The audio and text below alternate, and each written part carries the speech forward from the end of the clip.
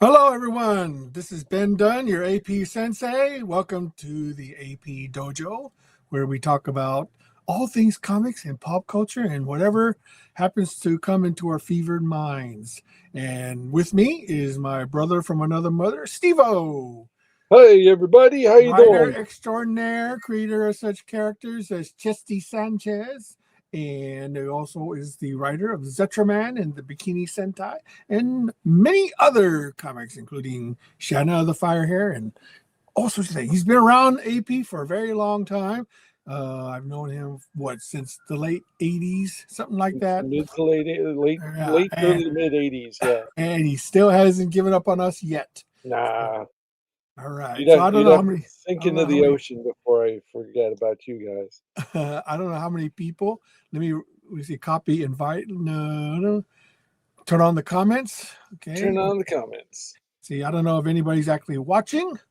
I'll go ahead and. I saw a few people said that they were going to jump in. So Well, I'm going to go ahead and post the link live on Facebook so that in case anybody wants to jump in, they can.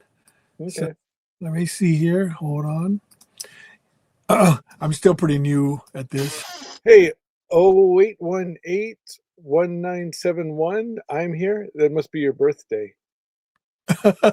Another Gen Xer. That's excellent. Hey, buddy. Gen Xers are excellent. Yeah. Let's see here. Okay, he's here. All right. So, I Oh, don't wait a know. minute. I know who that. Now I see who the picture is. It's Jason. So it's Jason. my buddy Jason. We became friends through the Everything Comes Back to 2000 AD podcast How did broadcast. that go last week anyway? Well, we didn't do one last week, but Oh, you didn't? no, Didn't it talk was. Judge Dredd 2080. We're gonna double down this coming week, this coming Monday. So he posted an old episode. So Oh, there's Jason. He's from Iowa. He's been a good friend for years now. So welcome, Jason. Well, does he want to come on board? I can send him an invite. I don't know. Ask him. He's been on a podcast show. Jason, you want to come on board? Seems like you're the only viewer here, so maybe we can add you. Our main topic today is the comic industry dying, or is it simply evolving? Yeah. We Actually, are going to discuss that. Jason's a comics pro. He's written some short stories, and he wrote a miniseries called Holy Terror, which I believe the first issues came out through Image, and then Mort Todd published it. So Interesting. yeah, Let me see if I can send him an invite. See, how do I do that? Uh, this is our. I'm here to lurk today. Oh, He's okay. So he's real just gonna work. lurker. All right. All right. Okay, so let's All talk right. about the Troll the comic. hell out of us, Jason. You have my permission. Oh, Steve, as you know, there's a lot of doom and gloom going around the comic industry these days. You Hmm. know how the comic industry is dying. We go, it's going Hmm. to disappear. It's going the way of the dinosaur. What's going on? People are not buying comics anymore. Hmm.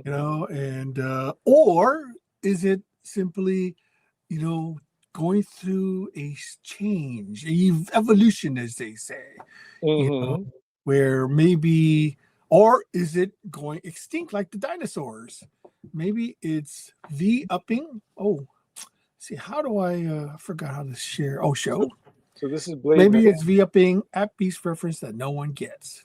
The V-up. What's V-upping? Is that one of you Gen Z phrases that I'm not familiar with? Remind me who Blade is this? Playman, explain to us what V-upping means. We're boomers. We don't know these old phrases that Blade you Man, young people use. aren't you the colorist on Bikini Sentai? I think so. G Ranger? He does Ninja High School, so he must have done the Bikini Sentai. Yeah. Sure. Okay. Yeah. Yeah. So the color is due to this man here, He's color good. extraordinaire, Blade Yeah. Man. I was happy with that work. Yes. So anyway, back to the main topic at hand. Yeah. Let's see here. How do I get rid of this? Oh, how do I get rid of the? Oh, hide. Let's see. There's Larry The in the up-it is house. evolving, but at peace. Yeah. That does not clear anything at all. No, they have their Zoomer speak. Nick Webb. Okay. Oh, well, Larry has joined us. Yeah. Welcome, Larry. You are the creator of Niobe, a great comic. He's got a Kickstarter going, even as we speak. So check it out. It's Niobe on Kickstarter. Unfortunately, can't share the screen for his campaign. I can show a screen grab, but that's about all I can do, which I will do presently.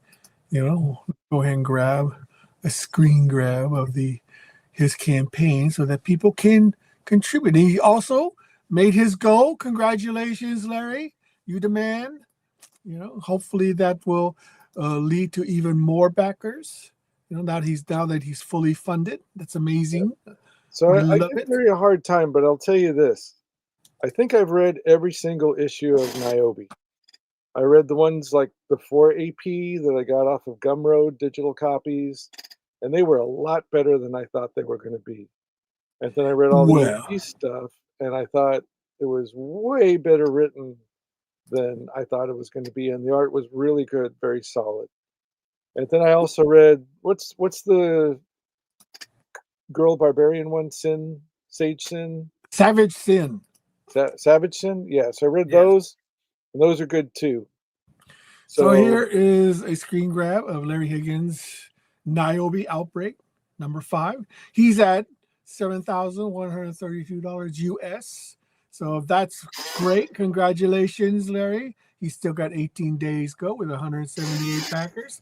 That is fantastic. Let's see if we can up that ante during the show. Yep. And go check it out on Kickstarter right now and be someone who supports indie comics and back his campaign. Even as I have said so. The sensei has spoken. Yeah. So let's see here. He said something else. We must finish the story like Cody Rhodes so we can send those books to. Oh, yes. We look forward to it. Mm-hmm. Yeah. Thanks, brother. You are very, very welcome. Another See, brother. I'm here to translate his wrestling references. So, all right. So, getting back to the supposed demise of the comic industry, as I was saying before, a lot of people have been saying, Ben, the comic industry is dying. Well, so what's your take on it, Ben? I mean, things are not the way they used to be. You got to admit that. I'm of the belief that the old way of doing comics is dying. Mm-hmm. Okay. The fact of the matter is the simple, get it on the newsstand and then hope people will pick it up and buy it model is no longer a viable. It's still. I take that back. It's still viable. It's just not efficient. Yeah, go ahead.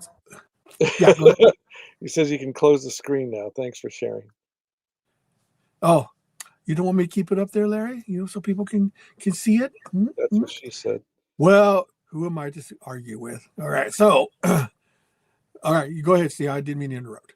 Oh, I think the old way of doing things, like that newsstand model, has been dead since probably the 90s. Like since the direct market became like the main way of getting comics in the hands of the readers. Like the last time I saw comics on any kind of newsstand was like Simpsons comics and Archie and general interest stuff that was kind of kid friendly.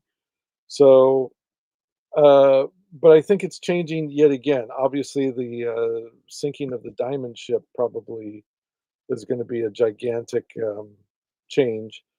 So I'm gonna answer your question with a story and an example. So a few months ago, I went to a comic store in Eagle Rock, which is kind of like a hipster adjacent neighborhood, and it was a beautiful place. It had 3 sections to it. There was one where they had the comics, and it was kind of like a bodega where they had like D&D stuff at one counter, and another counter had like drinks and snacks that you couldn't get anywhere else, like in the supermarket. And the middle part was where they had toys, like Super 7 toys on one wall, and then the comics were kind of in the middle of it. but here's the thing: there was Marvel, DC, Image, Mad Cave, Boom, um, and kind of like the indie distillery and those bigger indies, and they didn't have one Antarctic Press comic that I could spot, and like nothing smaller than that. So none of the smaller publishers were represented at all. Then they had another room that was like made like the interior of an old timey retro rocket spaceship, and they had ping pong, not ping pong, pinball games all along the wall.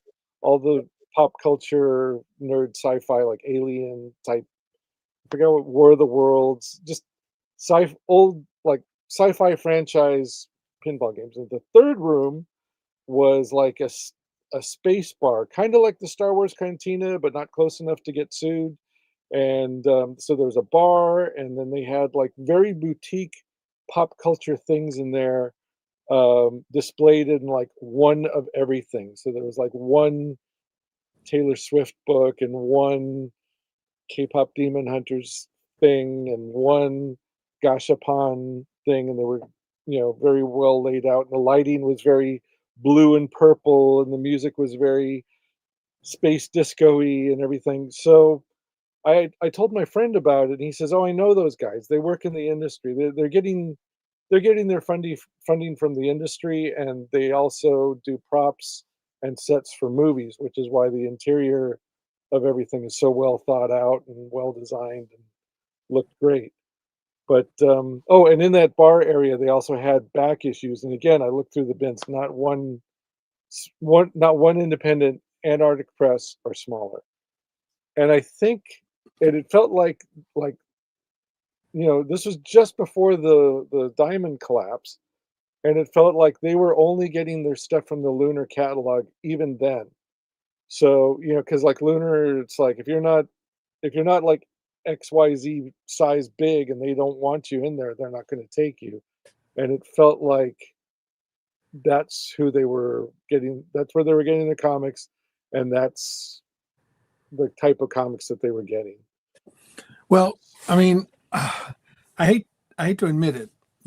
I mean that the newsstand model. I actually firmly believed at one time the newsstand model was the way to go. The return of it with the spinner Rex, but I've come to the conclusion that it's probably not feasible. It's not realistic, and the fact of the matter is, it's old fashioned. I mean, last week when Larry said that's just the old way of doing things, I've come to the conclusion that's probably true, unfortunately. And the new dynamic, the new paradigm. Ooh, what is the Camilo Productions? Also, I was wanting to get some art tips from you people. Also, it's great hearing you. Oh, well, thank you very much. Chamalot. Chamala, thank you so Only much. a model. Yes, the physical newsstands is disappearing. I mean, or has disappeared, to be honest. For as far as comics are concerned, we still have physical newsstands. They still. I go to like Walmart and stuff. I still see it's buried out in the back. Where the books are. You have to go all the way back there, which I would think would be detrimental. I would think they would be up front, but hey, I don't make the layouts. So people still buy books, but it's mostly got kids' books or self-help books or the latest novel or what have you. I mean, I can't even find romance novels anymore, or things like that on the newsstands. So the newsstand itself, I think, has become anachronistic. It's become a dinosaur. People still go to newsstands, but it's slowly disappearing. The young people, they're not growing up with that. And Well, they're going to the digital newsstand, basically. Well, also, no, actually, they'd like to have a physical item, but it has to be an attractive physical item. Well, yeah, I mean, people still go to bookstores. Don't get me wrong, because that's where all the books are. Well, you're talking about the like the spinner racks, things like that. Right. Newsstands at the grocery store, Right. things like that. Those are going. Okay, that real estate is too valuable to put something that isn't selling. Right. And that's the thing is retail real estate is very expensive. And they go through that very carefully to see what's selling. is this product, selling that's taking up all this valuable real estate? Right. So but the thing is, people still buy comics. I mean, manga is a good example of that. But where are they getting them? They're getting them at bookstores. They're not Right. going to grocery stores or 7-Elevens or places like that to get their latest manga hit. They're Right. going to the manga is very smart. They knew where people were going to buy stuff, and they put their stuff in there. Right. Now I know manga is making. I don't know if manga is making any headway as far as getting them into like WalMarts and the big box stores. But I Oh, do know you can buy them at bookstores, and I know bookstores buy them in huge volumes because they're selling. well, That's they're getting into the Walmarts now too, but yeah. like even like they say, well, the malls are dying. Well, I've got a big mall walking distance from where I live. Mhm. And so do you remember what, like years ago when you came out to visit and we went to Tokyo and there was those two Japanese bookstores and you went nuts? Well, well, they have a satellite store in this mall here, and then they have like six other Japanese or Asian lifestyle stores in that mall as well. All And the right. kids promenade through that mall on the weekends like it's a comic convention. Ah, So well, in costume. So well, the, well, the Cricket so Painter says that there should be vending machines for books and stuff. I, I think that'd be cool, yeah, but the initial investment for that would be huge. yeah. And the thing about it is where would you have to find places to put them with high traffic areas, and then you'd have to basically manufacture the machines to dispense, the books, and those are the return on investment is to me would be questionable at Well, best. also the Yeah. books when they fall, And then they could take more. 181 Jason says that manga is in Walmart's and Target. Oh yeah, I do believe I think they are. Well, and Jason lives in Iowa, so Afternoon, if they've gents. gotten to the Midwest, then that's it's Okay, all so over the place. is the comic industry dying? Well, a, a certain part of it is dying. Mostly the old distribution model is dying. Hmm. The direct market is, for lack of a better term, becoming less relevant, as Right. far as the distribution and exposure of comics are concerned. It's become the thing about the direct market is that, first of all, comic book stores itself have shrunk to a level that, is becoming unsustainable for any large, comic book company to maintain any type of business model. Hmm. I mean, we're already seeing it with some of the mid comic publishers like IDW and things like that.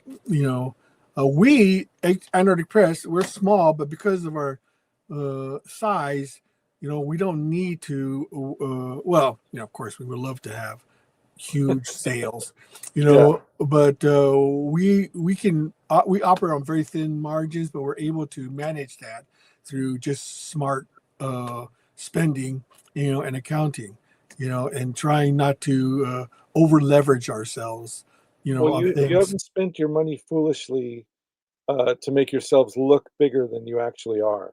Oh yeah, I mean the thing is that we pinch every penny that we make. We try to use any idea that will make us money. And that's the main thing about it is that we as a company have survived. One of the reasons for our survival is that we are not uh, spendthrifts or ostentatious spenders. We every penny we goes back into the company. Hmm. In order to keep it afloat, and that's one of the things. Now, that being said, I would contend to you that it's the old way is dying, basically, and the new it's evolving into something that's wholly unrecognizable as far as the industry is concerned. The thing is that we're becoming a digital entertainment Hmm. venue. Right. We are places like global comics and digital websites are now the new digital newsstands. Right. So that gave me an idea for something that I thought, I don't know whether this would work. I'm going to present it to AP editorial. What if you were in this? I'm always welcome to debate whether my ideas. I always are open to suggestions. So my idea is that what if when you have a new release, day one, you offer it for free, one day only. You get it for free. Mm-hmm. Then after that, it goes up to 99 cents. Mm-hmm. So your hope is that you'll get a huge amount of eyes on that release for free, and then hopefully it'll translate into sales later on down the line through word of mouth, and if any subsequent issues after that, you'll hopefully get enough people interested to want to keep buying, the book. I mean, comic strips used to do this. They would release their comic strip on a new newspaper for free, right? And then later on, they would collect all those newspaper strips into a book, and that's where they would make their money, by selling the collected newspaper strips. We don't have we have newspapers still, but I don't even know if people still read comic strips. I'm sure people do, but but that could be an idea that might be worth looking into. Well, I've heard like there was like this economy, this idea that was going around a few years ago. I don't know if it's still a viable thing or if it's been proven wrong, but uh, there was kind of like if you're an indie maker of anything, music, film, or whatever, you offer the main product for either free or super duper cheap, and then you make your money off of the T-shirts, the stickers, the Yeah, merch. it's the drug dealer thing. Yeah, The one's first always one is free. free, Yeah. and then So I mean, hopefully they'll get you hooked. so I mean that kind of thing might work for like for independent people who are trying to promote themselves Right. because you're up against known quantities that people will like once you say, oh, there's going to be a new Star Wars movie back when Star Wars was still a popular brand. You said, oh, I'm going to make a new Star Wars movie. You got people like lined up to already like Well, spend their money on that. the thing about movies is that usually they create a trailer to get you enticed to go want to see it. Right. And that is the selling with comics. I mean, we send out previews and stuff like that, Right. and that might entice people to want to pick up the book if the preview is good, But my idea is that for a book, you just release the issue one day only. You get to read it for free. You can put a watermark on there or whatever, If you release the entire book for free, first it gives readers the confidence that the book will actually come out, because it's completed, and then hopefully the idea is that it will entice readers to actually want to pick up the book when it does come out because they liked it and they want to own it, and then later on, your hope is that the idea is that you get a whole bunch of people at one time to read it at one time, and this way you can, and then if they like it, they can spread the word. So they'll be your best advertising, So back in the day, so here's the problem. So Larry's like, oh, you're talking boomer stuff. So I think we have to look at the past kind of like as a how things were done before, and then we can bring that to now and go like, okay, does this still serve us now, right?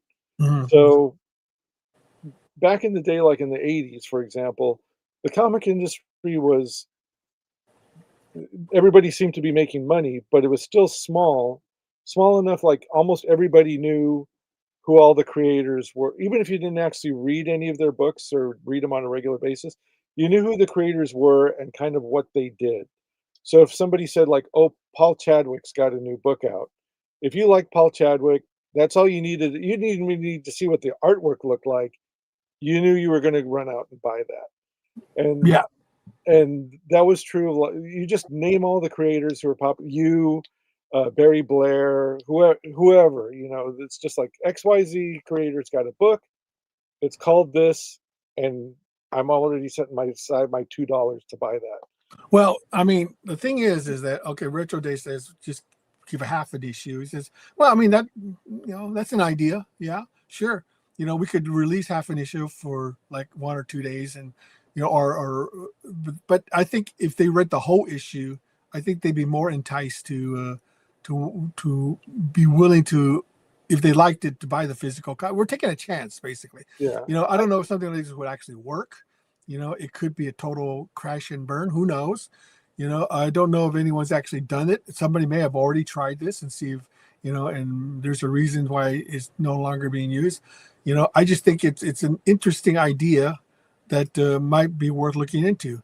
The creator is the brand, not the character or genre. Yes and no. Yeah. If you know who the creator, okay, so this is where I was going with this that. This is an interesting statement. Yeah, if you know who the creator is. So where I was going with that was, so that was then, and everybody knew who everybody was. Like all the fans knew who the creators were, and they knew what the work looked like. But like Well, now, the big companies have been bringing in people. I don't even know. They're finding people on Tumblr.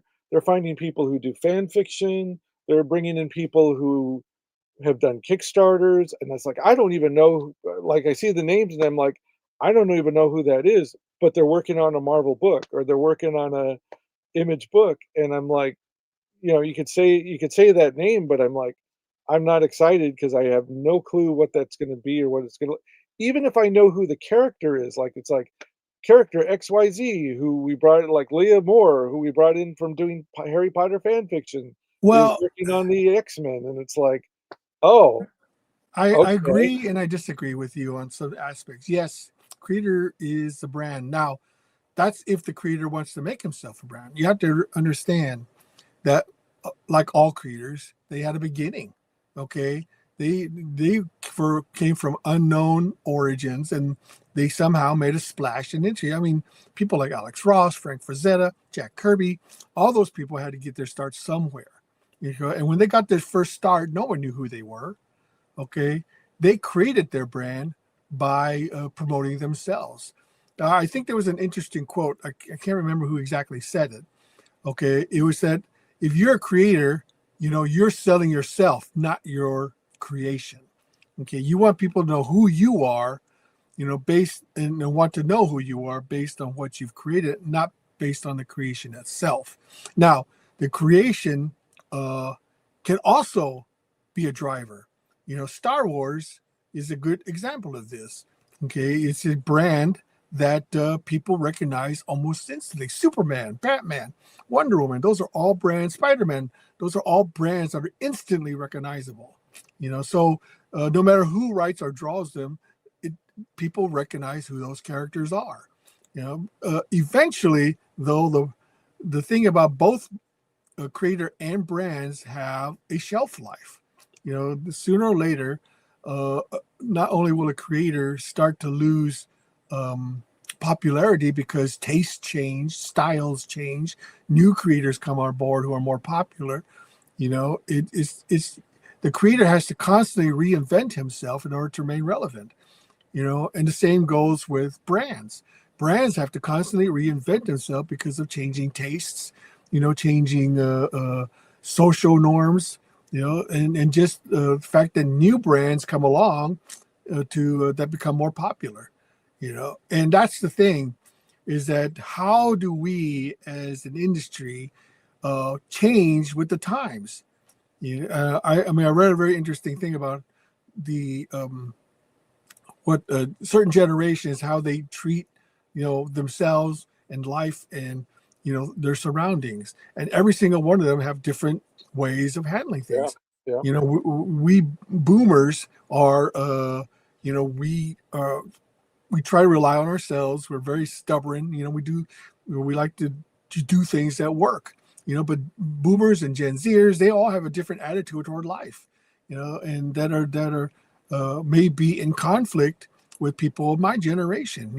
I realize that for us as a company, Anarchic Press, we cannot remain stoic and set in our ways, because that's just a recipe for disaster. The thing about Marvel and DC is that they've relied so long on superheroes, they've forgotten how to do anything else. And once you rely on one singular brand, and it suddenly becomes no longer popular, what do you do? Well, here, okay, so here's I'm just going to play devil's advocate. Mostly, I agree with you, but well, first of all, let's get this out of the way. You're a very young boomer. Like we're only like 2 or 3 years apart, and there's a line between. I, There's a I'm besides I'm at this the line very tail here. end of the boomer generation. Besides this line here, I'm Gen X and you're a boomer, and there you say a lot of Gen X things. There's a lot of crossover, so But Well, anyway, here's one. Shyamalan says, "Well, Antarctic Press regained popularity in 2020s." Ooh, that's a so that's well. what we're trying to figure out. What what do you consider popular? We've maintained a steady readership. We're still in business. Yeah, I guess there has to be something to be said about just survivability. yeah, but none of your books sell the numbers that they sold when Warrior Nun was Yeah, on. well, not anymore. That's for sure. But Better than nobody's boomer? does. I mean, No. Yes, I nobody, can't complain. nobody in the indie sphere is selling the numbers that they were selling back in the '90s. So Well, the thing is, what do you consider popular? Right now, popular is you sell 100,000 copies. yes, and Those would be Larry, you're correct on that statement. those would be cancellation numbers back in the 80s and 90s. Oh yeah, I mean Yeah. that would be like the office memo would be like maybe those numbers, and that's it. So, Gen Z doesn't look at exact years. To them, boomers are just old people. Well, it's ain't that true. a fact? I am old, but I like to think that I'm still relevant. I Yeah, like to think I still can come up with ideas. But age comes with the experience comes with age. I've yeah. lived through all that shit. I've lived through, you know, God, how many comic crashes and booms, and I know what it's like to experience extreme success and extreme poverty. It's we've had our ups and downs, and I'm hoping that just because I'm old doesn't mean I like to use the word seasoned. Well, you know okay, here's the thing with the difference now between all the other crashes and such. S A lot of the other things that have happened, like the Marvel Heroes World thing, and when they were doing all those like Eternity and all those other companies were in early Image, they were doing all those variant covers, and that crashed, and there were all these things that took, and then like well, before you I go on, so let's but it's feast or like I remember comic stores thanking God because Pogs came along and saved them from whatever the previous disaster was. And then Pokemon cards was like the next thing that saved comic stores. So when we're talking about comics, there's like a whole bunch of ecospheres going on that we're talking about. So we're talking about the back issue flippers like Larry does. We're talking about Kickstarter people. We're talking about people who do a bunch of variants like Dynamite. They they're the numbers. I can't even imagine what their actual sales or even losses would be if they didn't do like 20 other copies or 20 other covers for every title they put out. That's what saves them because I've heard they sell in the a few thousand copies of each title, and then there's all these 20 other variant covers that save them per issue. Um, but anyway, there's a bunch of other ecospheres. There's collectors, there's Kickstarters, there's indies, there's back issues. My friend Stephen Reed, he was telling me that there's a store where he lives in Arizona that only carries back issues. They don't carry the new stuff, but it's a comic store, and that somehow they're able to keep their doors open. So hold on. The Crooked Painter says, "How does someone win an EPOT award?" Well, according to this Google search, winning an EPOT award is not achieved through a traditional nomination or submission process, but rather by being selected by the Comic-Con International Board of Directors and the Convention Committee. in other words, how much money you got? Well, that's not true because I'm dirt poor and I got one. The award is presented annually at San Diego Comic-Con to professionals who have made significant, lasting contributions to the worlds of comic arts, science fiction, fantasy, film, television, or fandom. So you have to be nominated by somebody, and they'll go through your social media. I don't know. You would not win an Incubot for your Yeah. social media, Ben. Yeah, I probably would not have been nominated if that were the case. But getting back to I think you bring up some good points. But the thing is, a lot of people don't know that comic industry has gone through like umpteen million crashes. I mean, if you Right. want to go through the history of comics, the comic industry has been replete with crashes and booms. Okay, I mean, when comics first came out in the 1930s, the late 30s, you had the superhero boom of the Mhm. 1930s, 1940s, and then you had the superhero crash of the 1950s. Mhm. And then the introduction of the Comics Code Authority, which destroyed the burgeoning comic industry of the 1950s of horror, westerns, romance, things like that. And the Comics Code killed a lot of the innovation of the comic industry. And then it gave rise to the Silver Age of comics, which brought back superheroes again. But that didn't destroy the other genres like westerns, romance, science fiction, things like that. But then the 70s came, and the days of high inflation almost killed the comic industry during the 70s. The Marvel and DC were both on the verge of bankruptcy during the 70s. A lot of people don't know this, and they almost went out of business. And then the direct market gave rise to the direct market in the 1980s, which gave Marvel and DC a new lease on life because now they could print comics with no returnability. Well, Star Wars kind of saved Marvel in the late 70s. It did. It did. There's no question that Star Yeah, Wars and Conan gave it a little bit of a boost during the right, early 70s. right, But that's just going to show you how one title can save an entire industry. right. Just one title. Mhm. And that's to show how you know how precarious the tightrope the comic industry walks. As far as an industries, and yet people still get into the comic industry. You would think if you were a businessman looking on just on pure paper, the comic industry would be the last thing you'd want to get into or at least invest in.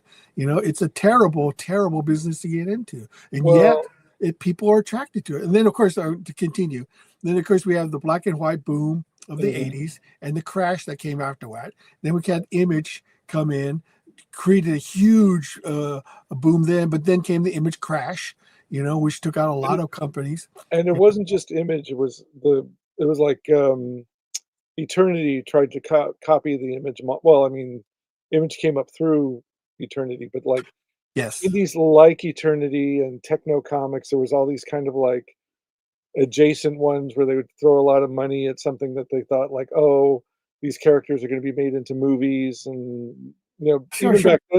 even back then, they were doing the petri dish for something other than the comic book, and they'd throw a lot of money into that, so that was kind of all in that Image crash. Sure, absolutely. And then, then that's when manga started to be introduced on a major basis around the early Mhm. 2000s.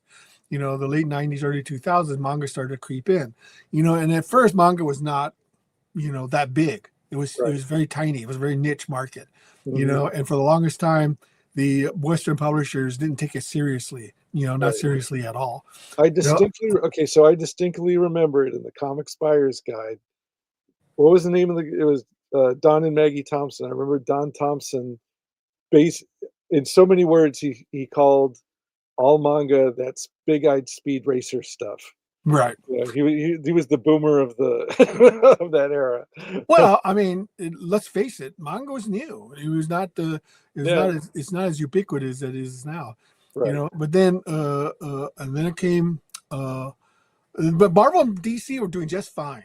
Okay, Yeah. they were doing great, in the early 2000s and stuff like that, and all the way until COVID hit. Then when COVID Mhm. hit, that changed everything.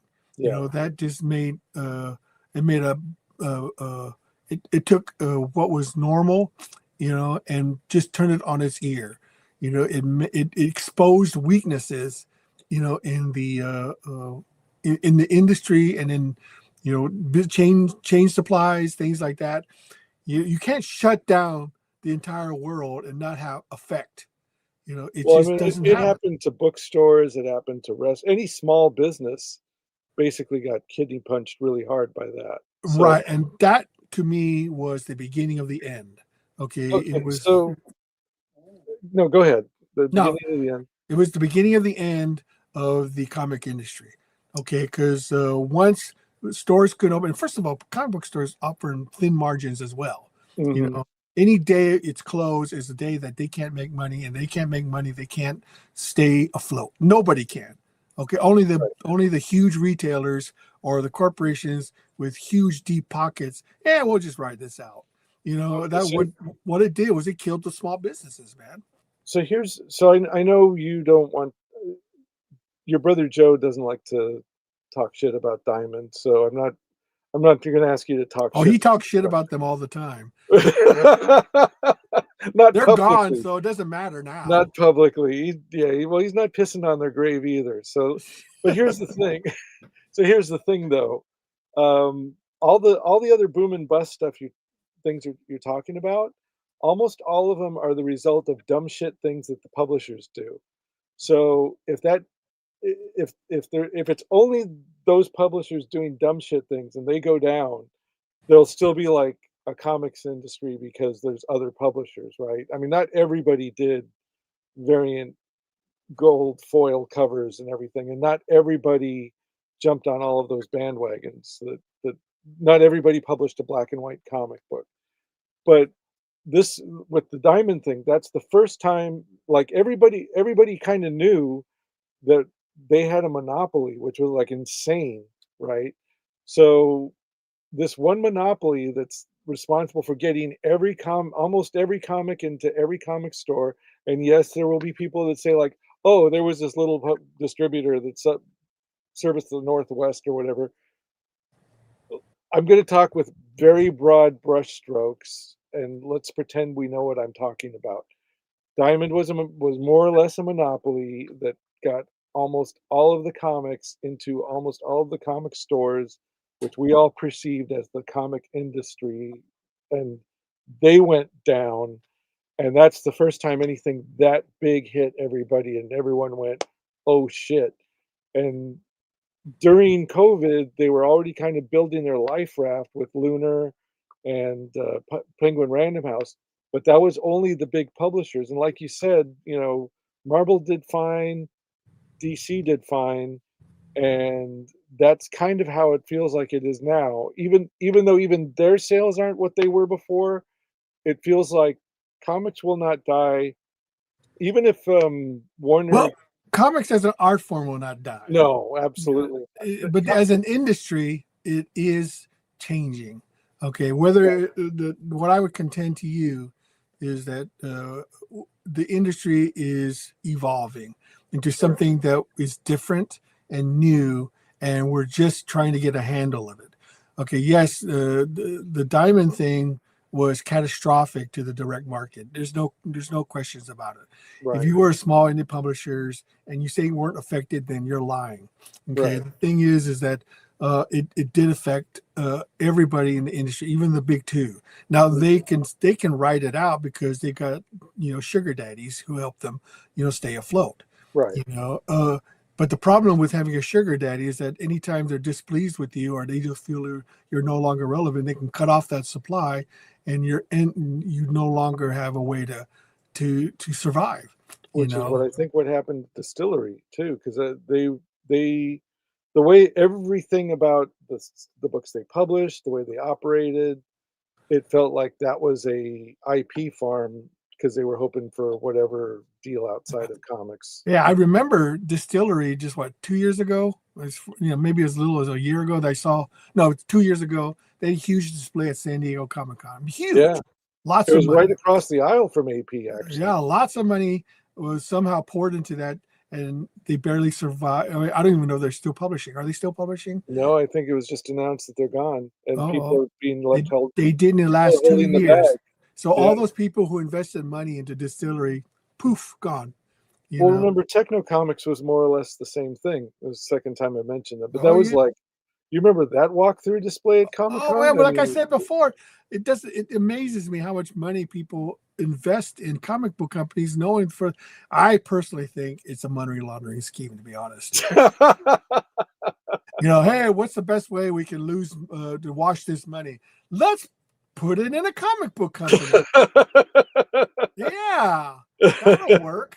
Well, you're Asian. Maybe you could start a Chinese laundry for money. It's a conspiracy, I Taiwanese tell you. laundry for It's money a there. conspiracy, you Yeah. know. No, it's well, I mean, they really, I think they really thought that, like, oh, plus, they were bringing in big names. I mean, both companies, Distillery, to me, Distillery was like the techno comics of the 2000s, where it was like they brought in these big names, they had this slick product. It was all aimed at being an IP that they could move out to do something else with. Mhm. And but it was so blunt when you're going for that wide of an audience, the wider the audience you shoot for, it tends to get a little blander, you know. Yeah. So and here's the other weird thing. So well, this thought doesn't really connect it to anything else, but I'll bring it up later when I talk about something Well, else. speaking of which, you brought up a very interesting Distillery and Black Label Printing, was was a turnoff for a ton of readers. Fans like product that can line up a long. Okay, so, all right. So That's thank interesting. thank you, American Discord. I have a point. This is a kind of unrelated, but since you brought it up, so we're talking about comics and floppy comics versus I think he's floppy. talking about comic standardization. Like manga has a standardized size. Right. So like last time I was saying, the floppy, if you the comics publishers, when they say like, oh, floppies are in Walmart or whatever, and I as a person who has to restock shelves is like, yes, but they're going to end up in the meat case, and they're going to end up in the milk cooler, they're going to end up everywhere, they're going to end up in the dressing rooms, everywhere that you don't want them to be. That's where they're going to be, and then they're going to end up being unsellable after 3 days. And I think a more durable format is the way to go. So, and also, so here's a copy of the Naruto omnibus, right? So I've been talking about these digests. So this is the White Heat digest that my buddy Stephen Reed published, and I may have a story I helped him write in there as well that you published later in Jungle Comics, which thank you for that. So anyway, but look at this digest. It's almost the exact same size as a Naruto omnibus, so they could put it on the shelf and it would fit very nicely uniformly. But it's it's got a spine, but it's a lot thinner. And this is done by Kablam, and they do a beautiful job, and they ship it out. They fulfill Kickstarters. You send them your Excel sheet with the address and all that. So if you're doing a Kickstarter and you do your stuff in the digest format, and do it through Kablam, and you send them your Excel sheet, and they'll take care of the fulfillment for you. It costs a little more, but then you don't have to sit there and stuff envelopes for a whole day. And Well, I'm sure there's a reason why the comic books have a standardized size. The floppies anyway. but You know, okay. So again, I was saying, like, there's a whole bunch of, look see, at that. that could be the evolution of comics. I think it will be, because it's durable as hell. You don't have to worry about this. I mean, it takes a lot to get those little Well, the things trouble to is, finish the value will off. people accept a new size? I mean, it works for trades. It may not work for floppies. So it comes to another question. Are floppies going the way of dinosaurs? Well, You know, so a Kickstarter floppy costs about what, $10, at least five now it's bucks, like more like standard is about $10. $10. So this costs like the whole thing cost about $20. So it's the Right. 14 for the price of the book, $5 to mail it. Yeah. So, So and what it's about much more Ghost Machine? permanent than a comic book. All right. What about Ghost Machine? What's Ghost Machine? Have you heard of what's Ghost Machine? Do you know anything about that?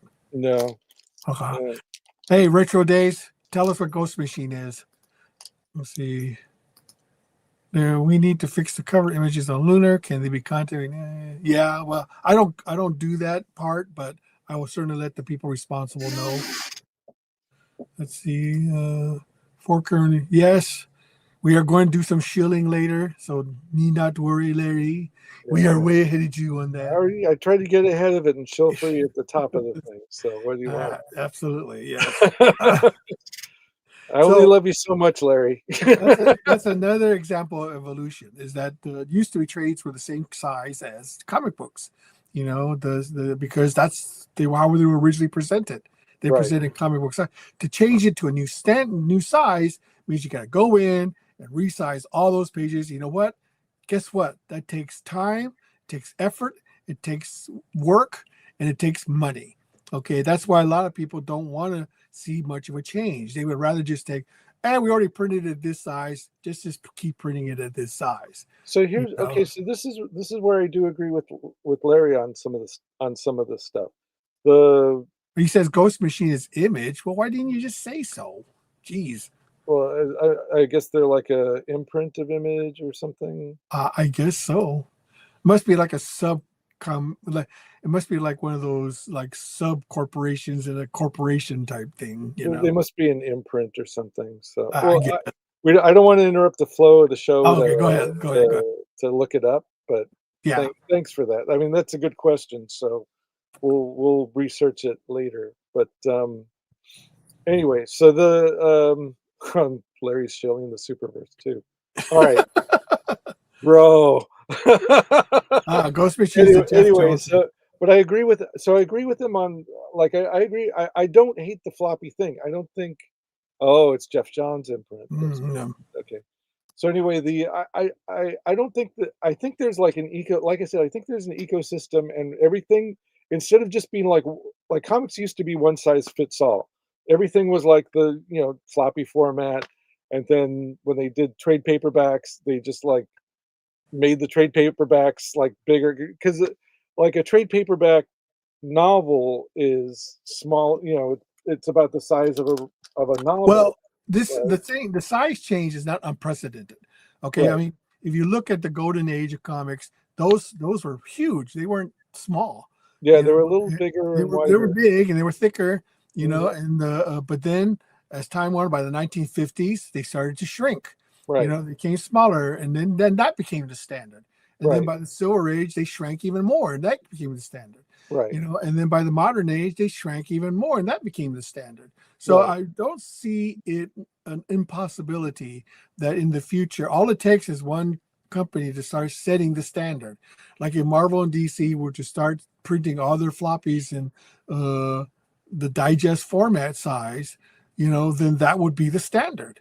Okay, So because that's here's where the standardization and all that gets in the way of what could be some great storytelling that people might actually like. Because like as a 2000 AD fan, some of the best stories were published in that huge like newspaper format. That I don't even know if half of our viewers. Well, I know Jason are you remembers. talking about the Treasury editions?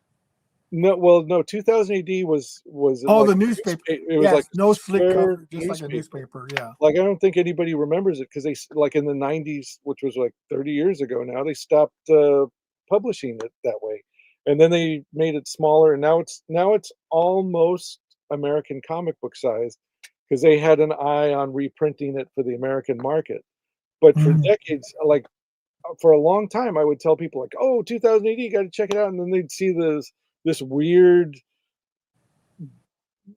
newspaper printed on bad newspaper print thing, and it's like it's in black and white. It's like, but dude, it's Brian Bolin art, and Alan Moore wrote that, and and they'd be like, nah, it's too foreign for me. And then like when they had to reprint, like when Titan Books started reprinting them in more of a European album format, it became a little more palatable, but it's still kind of like, well, but it's not the size of a standard American comic, so I'm out. Well, I mean, the thing about it is that to make any size change, of course, takes time, work, and effort. And that's the thing is whether or not you're willing to make that effort. Now, Well, I uh, think the time is now zero because 08181. You got to get a shorter name, guy. You know, just see, it's Jason. It's Jason. oh, Okay. okay. I'm just going to call you Jason from now. Golden Age comics were similar to magazines when prices made to rise, kind of shrunk, trying to maintain cents price point. Well, I mean, that's the thing is that it's all down to the economics. You know, if it's cheaper, believe me, if it's cheaper to print comics in a smaller size, they're going to do it. It's just a matter of time.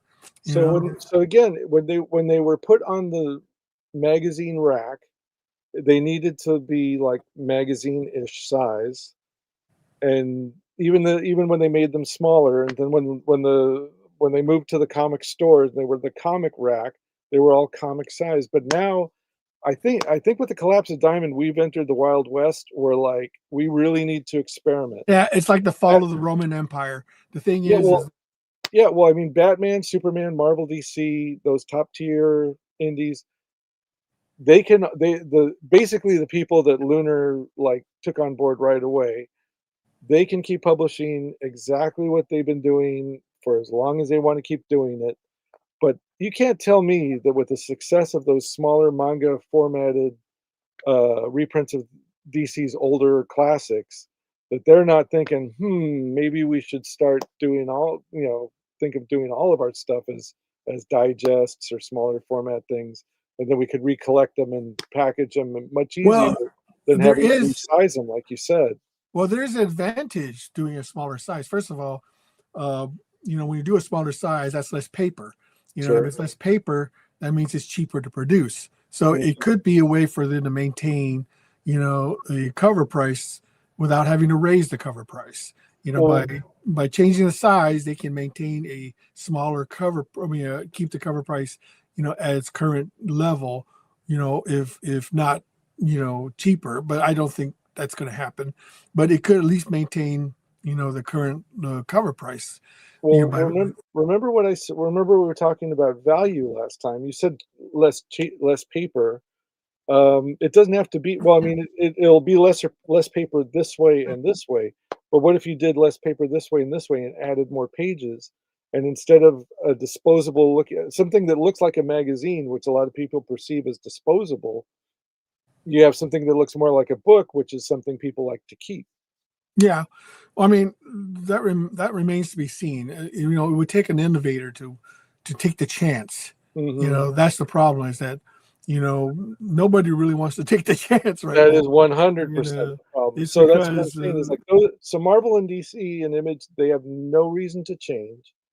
I think the indies need to try almost anything to change. well, the thing is that the indies can no longer rely on the direct market, and No, now the thing is that direct market has been proven to be unreliable, no, right, at least unreliable to unpredictable. I right, choose the words unpredictable, right. because sometimes they can do new comics can do well, but the trouble is how well can it do? It has to have a spine and more pages. Well, I don't disagree with Larry on that.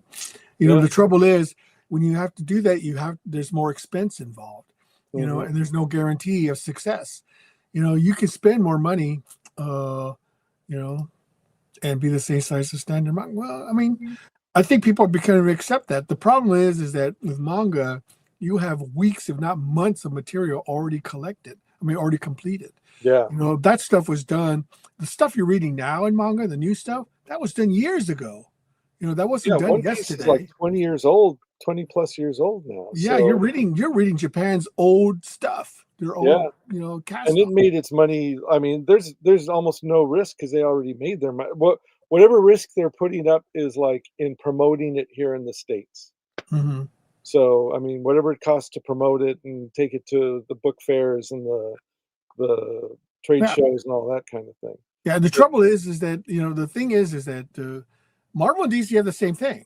They mhm, don't have that. They have what DC has 90 years of the material. Marvel has got close to 85, something right. like that, or more.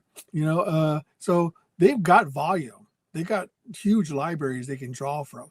Yeah. Smaller publishers don't have that luxury. No. Okay, Well, you guys, companies. the thing is, you guys kind of do. We do because we made it a business model to create our own IPs. Hmm. Okay, I knew from the very beginning, AP had to have a balance. Has to have a feng shui. The have to have a balance of creator owned and company owned. Hmm. Okay, over reliance on one or the other it's going to upset the balance, and you're going to find that if any one of them runs into trouble, you're going to be in trouble.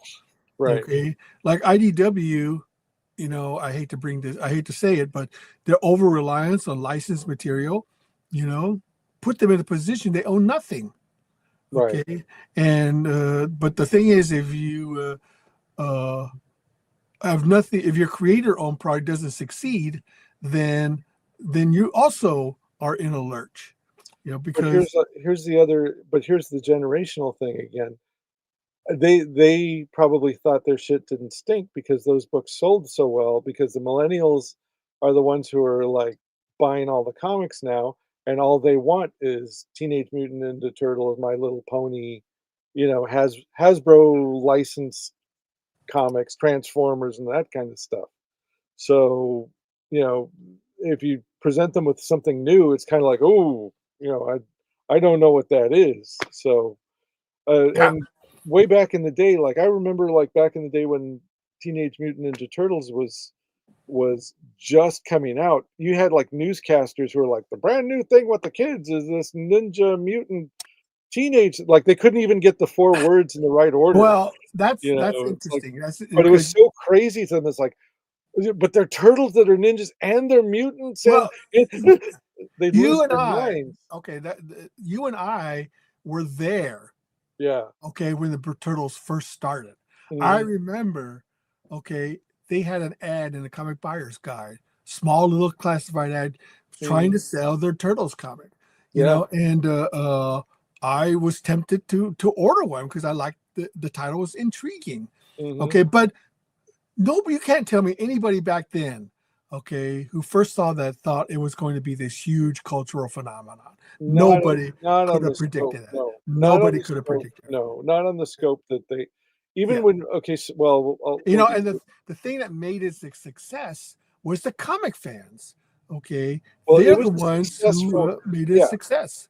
it was a successful comic book, and then that guy who took it to what was it, Sunrise, or what was the name of the company that took it and made it the cartoon out of it? They, that guy was a genius without even realizing it. So, but But they uh, couldn't have predicted that. Okay, no, I got the 3rd issue. I started on the 3rd issue and got, like, 3rd printings of the first couple, and and what's I remember Eastman and Laird at the San Diego Comic-Con when that 3rd issue came out, and I've got a picture of them. Kevin Eastman's, like, wearing a wife beater, and it's just, like, a bunch of slobby-looking so comic 80s. artists at the table. Yeah, and they're just kinda like I think he even was concerned because he had taken the day off from his day job to go to San Diego, and he's like, "I don't know if I'm gonna make my money back," it's like so, Yeah, you yeah. know, I mean, the and it fact was is, bigger again, it was a bigger format than, well, the fact of the Standard matter is, Comics too. I mean, they themselves have said it was a joke title. Yeah, It wasn't meant to be anything but a one-off, right, type thing to pay homage to Frank Miller's Daredevil, right, and to and the X-Men. and basically it was a joke title. They Yeah, did it for they did it as a joke, yeah. and the fact of the matter is that it turned into this huge cultural phenomenon. They probably not in a million years thought that would ever happen. I You was know, in the break room at work, and I had a bunch of millennials around me who grew up with it as children, and I was like, "You wanna know where the name Baxter Stockman came from?" And they're like, "That was, like, a real thing?" And I was like, "Yes." yeah. Well, the thing Like, is, it's life. I mean, the thing about it is that that's why we need an independent comic sphere, okay? Because that is where all the new ideas are coming that from. is the petri dish They're for the ones who are creative stuff. taking the chances. They're the ones who are taking the risks that Mirage, yeah, that like did they start off as Mirage? I think they came up Yeah, with a name. yeah, Yeah, yeah. I guess they had to call their names company something. mhm, Uh, so the thing is that Marvel and DC they're the big guys. Okay, they're the big dog. They don't have to innovate if they don't want to. no, Okay, they can just ride on their laurels, and that's fine. Now that's slowly starting to change. It's one of those things of death of a thousand cuts. Uh, they may not expire overnight. I mean, people.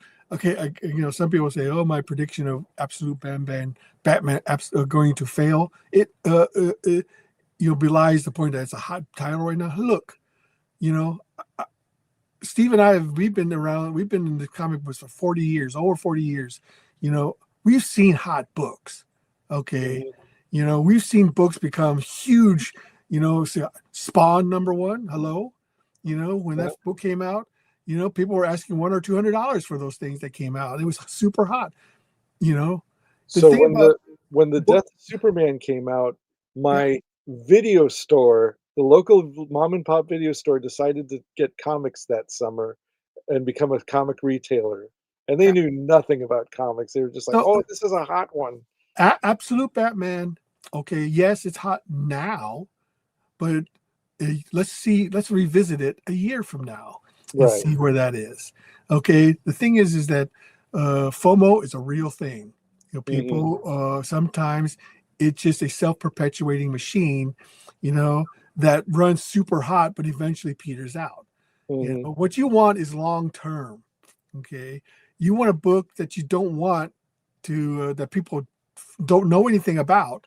Okay, suddenly becoming well known and then the early issues become extremely rare because nobody thought to buy them at the time. That's why books like The Crow or Eva Ernie, the books that people ignored, are now really sought after because they're hard to find. Batman, Absolute Batman #1, how many did they print? Like 500,000 copies? That book will never be rare. Okay. And not only that, it may be hot now, but I think people who are buying them for $100 or $200, they're just people losing. So that also brings up an interesting point. Who's paying for this kind of who's paying money for these kind of books? So I got into a discussion with a friend of mine who collects comics, and let's see here. He says, well, it's been hot for 20 issues. Oh yeah, well, we'll see. We will see. Well, I will. You're the hunter from the future is getting $20 to $60. I will defer to my experience that within 2 to 3 years, people will have forgotten all about it. Let's see. #1's in 12th printing. Yeah, I mean, it's readily available. I don't know why people are paying top dollar for it. It makes no sense. But so that actually got into a discussion with a friend of mine because we were talking about the $16 million that someone paid for Action #1. You know about that auction? And I asked my friend, who has $16 million to buy a comic book? Okay, think about it. There's like a handful of people in the world, a handful, okay, who could spend that kind of money on one comic book. Okay. And you're not talking about $100,000 to. Okay, I can see some people might be able to afford $16 million for a comic. I mean, that is huge money. Okay, huge money. So my friend he told me something I'd never thought about. Well, who do you think is spending that kind of money? Well, and he compared it to the art market. Okay, and if you know anything about the art market, it's just a big money laundering scheme. Yeah. Okay? Somebody wants to launder a whole bunch of money, they buy a comic book. Yeah. Okay. They spend this huge amount of money comes out clean, and then what do? They resell the comic book for somebody. It's a dick measuring contest. Like, oh, I've got the Action Comics #1. To me, that kind of stuff is not even worth us discussing because it's like Larry says I defer to sales number. Yeah, well, sales numbers they have would have been cancellation numbers in the 80s. Well, here's the other thing too is like a lot of the reason like old comics are worth more is because if I had Batman, okay, so you tell a small publisher, if I had Batman, I could get those numbers too. Right. Yeah, cards are the new international. Yeah, your Pokemon cards are the new. That is totally true. It is true. Collectibles have now become the new money laundering scheme. I totally believe that. Yeah. Because nobody's paying that kind of money for comics and cards. That's totally ridiculous. But kids, so again, like a friend of mine, we have this convention center out here in Pasadena, and a friend of mine went. They had like it was like a card tournament convention. He says the 80s, forget the old mentality. Well, the fact of it is, numbers are numbers. Like I said, those would be cancellation numbers in the 80s. Maybe that's the new paradigm now. But if the most they can sell is 100, 200,000, that says a lot about the industry in of itself. A healthy Well, industry would not be touting 100,000 copies as the peak of sales. well, also I was trying to say earlier, there's different ecospheres in the world of comic book in the comics industry. Like if you have a comic store, you have to operate in the collectible ecosphere. You have to operate in the weekly grind of new releases sphere. You have to work in the grind of back issues sphere. You have to work in the grind of pop culture collectibles in general, whether it's going to be valuable or just a lot of people want it now. It's like, do I get one of them and sell it for $100, or do I get 100 of them and sell them for $1? You, that's the retailer question. Because like we carry these Jellycat plush toys at our store. They're expensive to begin with, and I keep hearing like crazy stories about ones that we sold for like $50 going for $300 on eBay. They're plush toys. It's like, and it's like, millennials love food. It'll be like a plush hamburger or a plush pastry or something like that. Yeah, A I mean, plush we've seen this. We've piece of seen this before. chocolate. We saw it with Beanie Babies. We saw it with Cabbage Patch Kids. Yeah, I mean, the thing exactly. is, And you know, and the, plush he toys are not says going to age well. they say we must cater to cover collectors. Yeah, you can do that if you want to, but I think that's a mistake. But again, okay, yeah, you're okay. So, but I think that You can can do it if go you want. I mean, you're more than welcome to cater to cover collectors. right. If you're successful with it, more power to you. But I, for one, believe that good quality comics that tell good stories, that's long-term success.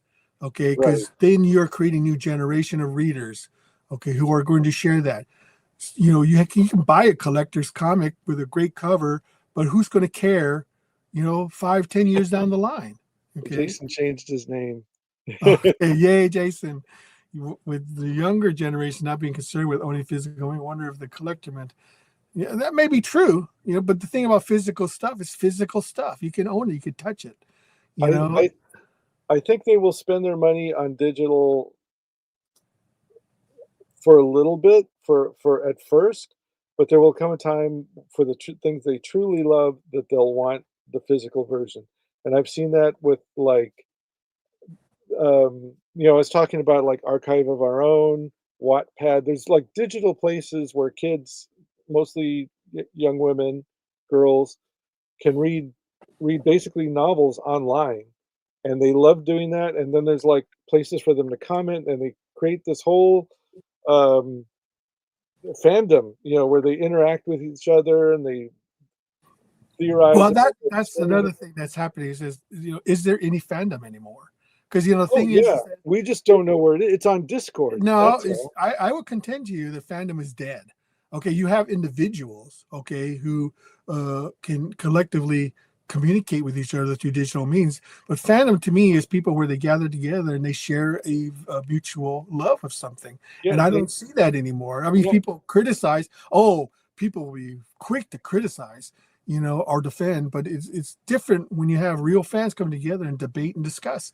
That no longer happens, in my opinion. Okay, so see, I'm personally glad. they're doing it in Discord. They're doing it online in No, they're Discord, not doing and it there. What they're doing is they're insulting each other. Okay, they're well, telling you that you're wrong. that's us on you. That's our generations on YouTube. That's and No, I fandom is the love of something. Okay, you were right. trying to, you know, you were trying to make things, share your love of something. People are not doing Mhm, that anymore. They're sharing their criticism of something. right. Okay, okay. So before we go on, I'm personally glad that Absolute Love is crushing it, keeping many brick and mortars alive. Don't. Yes, I'm glad. Any success in comics makes me happy, but how long can that be sustained? Okay, the minute Absolute Batman becomes less desirable, what happens then? What's going to replace it? Maybe something will replace it, hopefully, but and don't get me wrong, I love the fact that Absolute Batman is doing great. Okay, I'm skeptical of why people are paying $100 or $200, for a copy that just came out a month ago.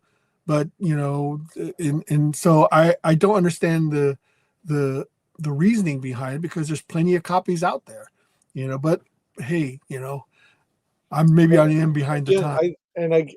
I think the Without fallacy. various library, never fun. Okay, well, good. That's a business model that works Right. for you, Larry. So That's great. so so Larry, nobody wants to take anything away from you, take your success away from you. You do, as far as like running a Kickstarter, you do everything right. Yeah, You fulfill your things quickly. You have a good book. yeah. Your rewards and everything that you offer is like right in line with like what it seems like your customers want. You do the variant covers and all that, and you No, make some good money I off don't that. just. Okay, he says, yeah, I'm But wrong on this. What that am I? model, but that model is not. That's great for people like us who shop on Kickstarter and buy things off of Kickstarter and are interested in the Kickstarter. But there's a whole generation younger than us, a big generation that doesn't care and will not do it. And none of the stuff that's being done on Kickstarter is aimed at them. And I know you think that your comic is for everybody, and maybe it is. Maybe if it was available in a way and in a format that they were interested in, maybe they would do that. But you're never going to leave that. You will be successful and stay the line till Kickstarter like becomes not viable anymore. You'll do fine until that day happens. And that I for your sake, I hope that day never happens. Okay, But well, right now, but yeah, okay. okay. Before we This get too this much, is the this I'm has falling become the behind. Larry show where Larry starts bragging about how awesome his Kickstarter is. Larry, I've just said how awesome you are. But I'm also saying that there's a whole bunch right now. Okay, name me one comic book creator under the age of 30 that's making a splash. Name me I one. I Rob I Liefeld. haven't been keeping up. Well, okay, let's. He says that I'm wrong about digital. I'm not. I'm not saying. I don't know what he means by I'm wrong. I love digital. I think digital is great. It's just another revenue stream for creators. It's Right, another way for people to get. I don't mind digital at all. In fact, I support it 100%. But there are other ways to be able to get your stuff out there right. that I still will buy digital, but the if I love traditional. right, but I love here he goes. Okay. So Yeah, I buy that's he's not wrong. He's not wrong. Okay, but the thing is that we can't be over reliant on simply one way of handling things, and right. that's what I'm trying to do is to try to create various revenue streams that will allow small publishers to remain relevant and in business. Mhm. Okay, and the problem I see is that a lot of small publishers have no idea what they're doing. Okay, they're not businessmen. They put all their eggs in one basket. So when the first sign of trouble comes along, it immediately crumbles. I go into that absolute man is selling to the 25. Well, good. That's what we want to see. We want to Mhm. see that. What I'm questioning is why people are paying hundreds of dollars for a book that's just coming out. Okay, Right, that's what I'm curious about. I'm not right. saying that's And this is wrong. no, this is where I think I'm 100% wrong, by the right, way. Larry, I don't care. I do not care what you think. You're a successful businessman and creator doing what you do, but now we're outside of that zone of Kickstarter and variant covers and all that, and you don't know what you're I talking love about, reading your Happy comments. Jack. So anyway, so going back to the archive of our own Wattpad. So now we're I'm not talking arguing. I'm disagreeing. right now we're talking about a multi-million dollar industry. What happens is that the young women, uh, girls, whatever, they're reading these novels online, and then, He doesn't have yep, to go through you. Thank God. yeah, thank God. You're just lucky. S- okay, Larry, He knows more than you, Steve. you've worked in the book industry for 35 years, and I'm talking about things that are not about Kickstarter, so you know about that too. Larry, you know what? I've never run a Kickstarter campaign, and I would acquiesce to you 100% about the history. Okay. Look, Larry, we don't disagree with you on a lot of aspects, okay, but we should have some mutual respect for each other's opinion. Yeah. So, All all right, right. so we think that you make some good points, but I Yeah, think you should I've also taken acquiesce I and have say we have taken I have taken okay, our thanks, Larry. 25 years. Absolutely. Oh well, I guess the fact that we've been around for 41 years, it makes no difference, huh? Well, I said 35 years, so that proves to me that you're not listening, so there you go. All Look, right, Larry, but we anyway, love you. We love you. Believe we me, love you, we love Larry. you. Yeah, so, anyway, Okay. I don't understand what All right. Look, we're mentality. not trying. We're. I'm telling you I okay, think. I think. so now Okay. so now in the Wait. year Before we go on, let me say something. yeah, Okay.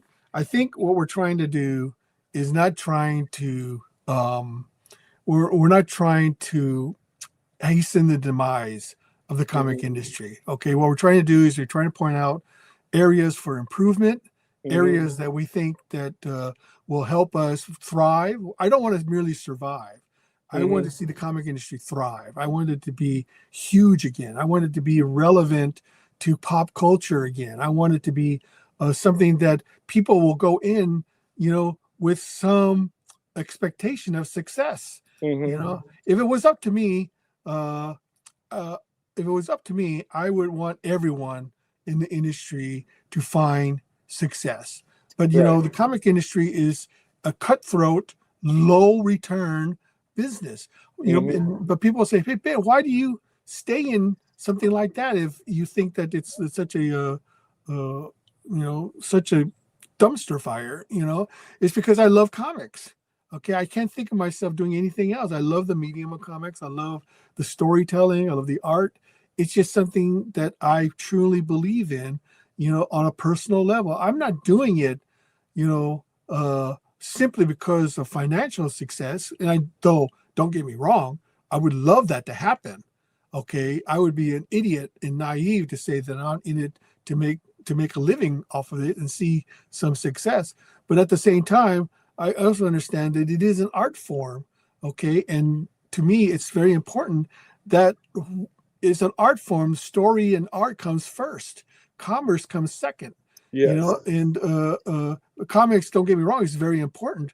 But if you are doing it just simply for the sake of making money and sacrificing art and story, then what is the point of really getting into comics? You may make more money working at McDonald's.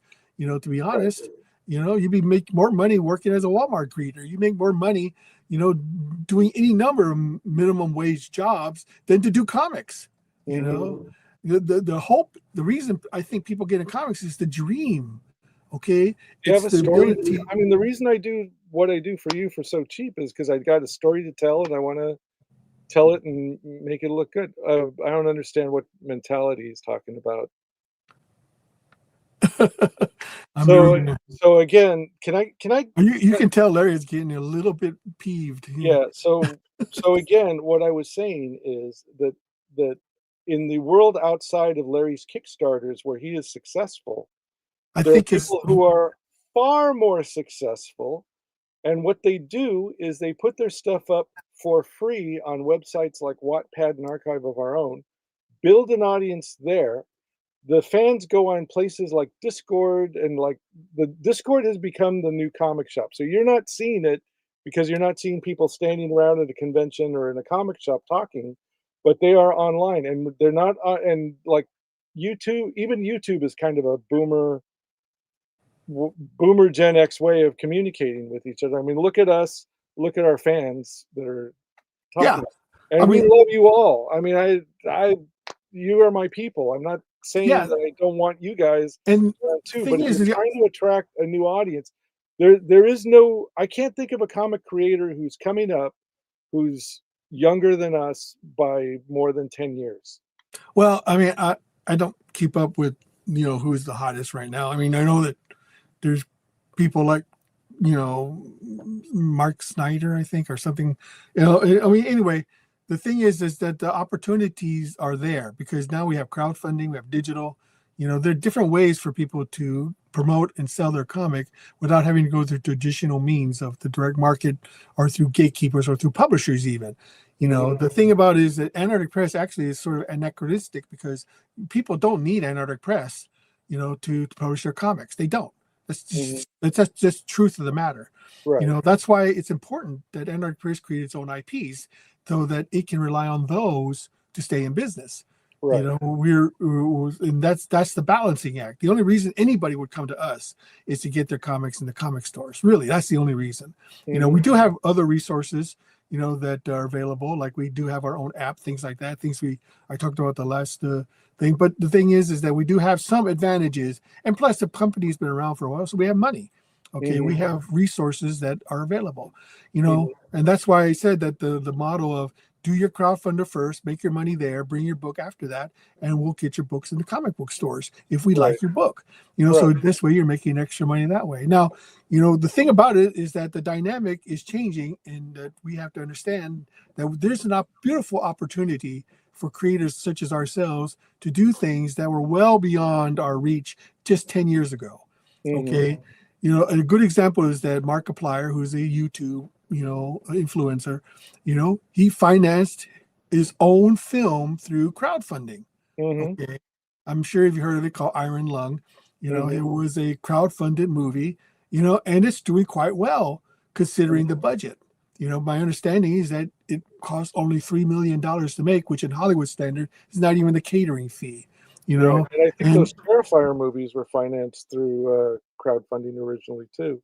Right. So, so far, I think it's been close to $50-60 million. I mean, those may not be huge Hollywood numbers, but damn, those are good numbers by any stretch of the imagination for a movie that only cost $3 million. And to me, that shows that art is becoming more democratized now more than ever. The technology is changing, the way of distribution has changed, the ability to create things have changed, and now we can, as creators, not be limited by budget or by gatekeeping or by distribution anymore, because, the like you said, the Wild West is upon us. We can now do things that we normally could not do in the past. Right. And that is, to me, the evolution of how things are going. Right. It's just one of those paradigm shifts that we're experiencing now. When you're as old as we are, we're probably the last generation to see the transition from analog to digital. Okay, we were there when the shift came from analog to digital. Now people who've been born in the late 90s, early 2000s, they're experiencing less and less analog and almost entirely digital, and I see comics will probably follow the same way. And they're used to getting a lot for free. I mean, and a lot of that stuff, a lot of what they're getting a lot of is stuff that's kind of like lost its value. But if you bundle it up in a way that makes it look like huge, then it seems like a great value. Well, so, like, the fact of the matter is that comics eventually, paper comics, it may disappear. Not totally. It'll still, people will, just like people collect LPs, they'll still want to buy, paper comics. But for the vast majority of people, they don't listen to LPs. They listen to where? Streaming. Spotify, right? Spotify. They don't own any CDs. Okay, they listen to all their music. In fact, now you can create your own music. People who are up and budding songwriters, but can't afford to put together, don't want to spend 5 years to learn a guitar, can just plug it into a generator and create their own music, create their own songs. Yeah, that's working for some people. The same thing, and I hate to say it, the same thing is going to happen to comics, and the same thing is going to happen to movies. It's just a matter of time. Okay, you may not agree with me on that, and that's fine. The fact, but you can see it. Okay, you can see it. That's the reality of it is. And you may hate it, and that's fine. That's your prerogative. I don't hold that. That's your opinion. That's your belief, and that's fine. The thing is, reality doesn't care about your feelings. Okay?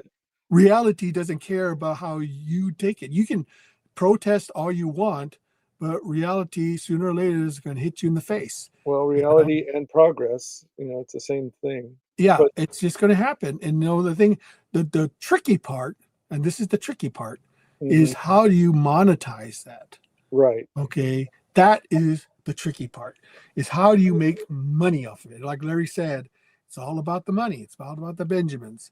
If you right, can't make money off of it, all the technology, all the bells and whistles, all of that, fancy techno stuff don't mean squat if you can't make any money off of it. right. You know? Well, so like going going back to what I was trying to say, there's ways of building an audience digitally and building a community digitally. We're just not, I mean, we're just not hip enough, and I don't care to go on learn how to be on Discord and create a hang out with people. The publishing success story of the last year or so was Dungeon Crawler Carl, and that was another one that was done for free online, chapter by chapter, and then a company called Atheon picked them up and got it into books. They did a really nice hardcover book, which people bought. It's like they might have already read most of it or all of it online digitally, and now they have a book that they can own and put on the bookshelf and lend to friends and all that. So people will read the digital one, but then they'll rebuy it as a physical thing. And I think we all did that back in the day, even with vinyl records. I bought the vinyl record, and then they came out with the CD, and I was like, well, that sounds better, and it's more convenient. So I bought the CD, and then now you can buy the digital files off of iTunes, MP3s, and now you can just listen to it for free on Spotify. There was like an evolution of that kind of thing. And Mhm. and it happens the other way too. People hear music on Spotify, and it's like if they really love it, and they come up with this awesome collector's thing. Because the same thing happened with movie with physical media movies. It's like I bought a movie on VHS tape. It was fine because that was all that was available. And then like the DVD came out, and I was like, oh, that's much better. Then for movies I truly, truly love, I bought Flash Gordon on Blu-ray as well. And then they came out with some collector's edition that had bells and whistles. I was like, hell yeah, I want the bells and whistles. I bought it again. So people will do that. And now with the 4K stuff, I know people who are like upgrading their collection to that because it'll come with a booklet and little trading cards that look like the lobby cards and all that kind of stuff. So, it's Well, this is my Nostradamus prediction of the future. Okay. mhm, Okay. The technology is getting to the point now where people can just do everything at home. right. Okay. There are printers now who can do one book. Okay. If you want to do one book, they'll do one book. No Mhm, longer are you hostage to doing minimums anymore. I mean, when we were going through Brenner printing, the minimum we had to do was 3,000 copies. If we weren't doing 3,000 copies, they weren't going to bother printing it.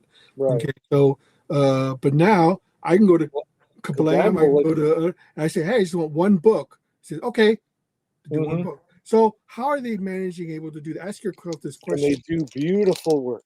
How are they managing to just do one book? Okay, Mhm, ask yourself that question. Wow, because they have a machine that can do one book. mhm, All right. So, what if you could get that machine and it would fit in a regular sized room?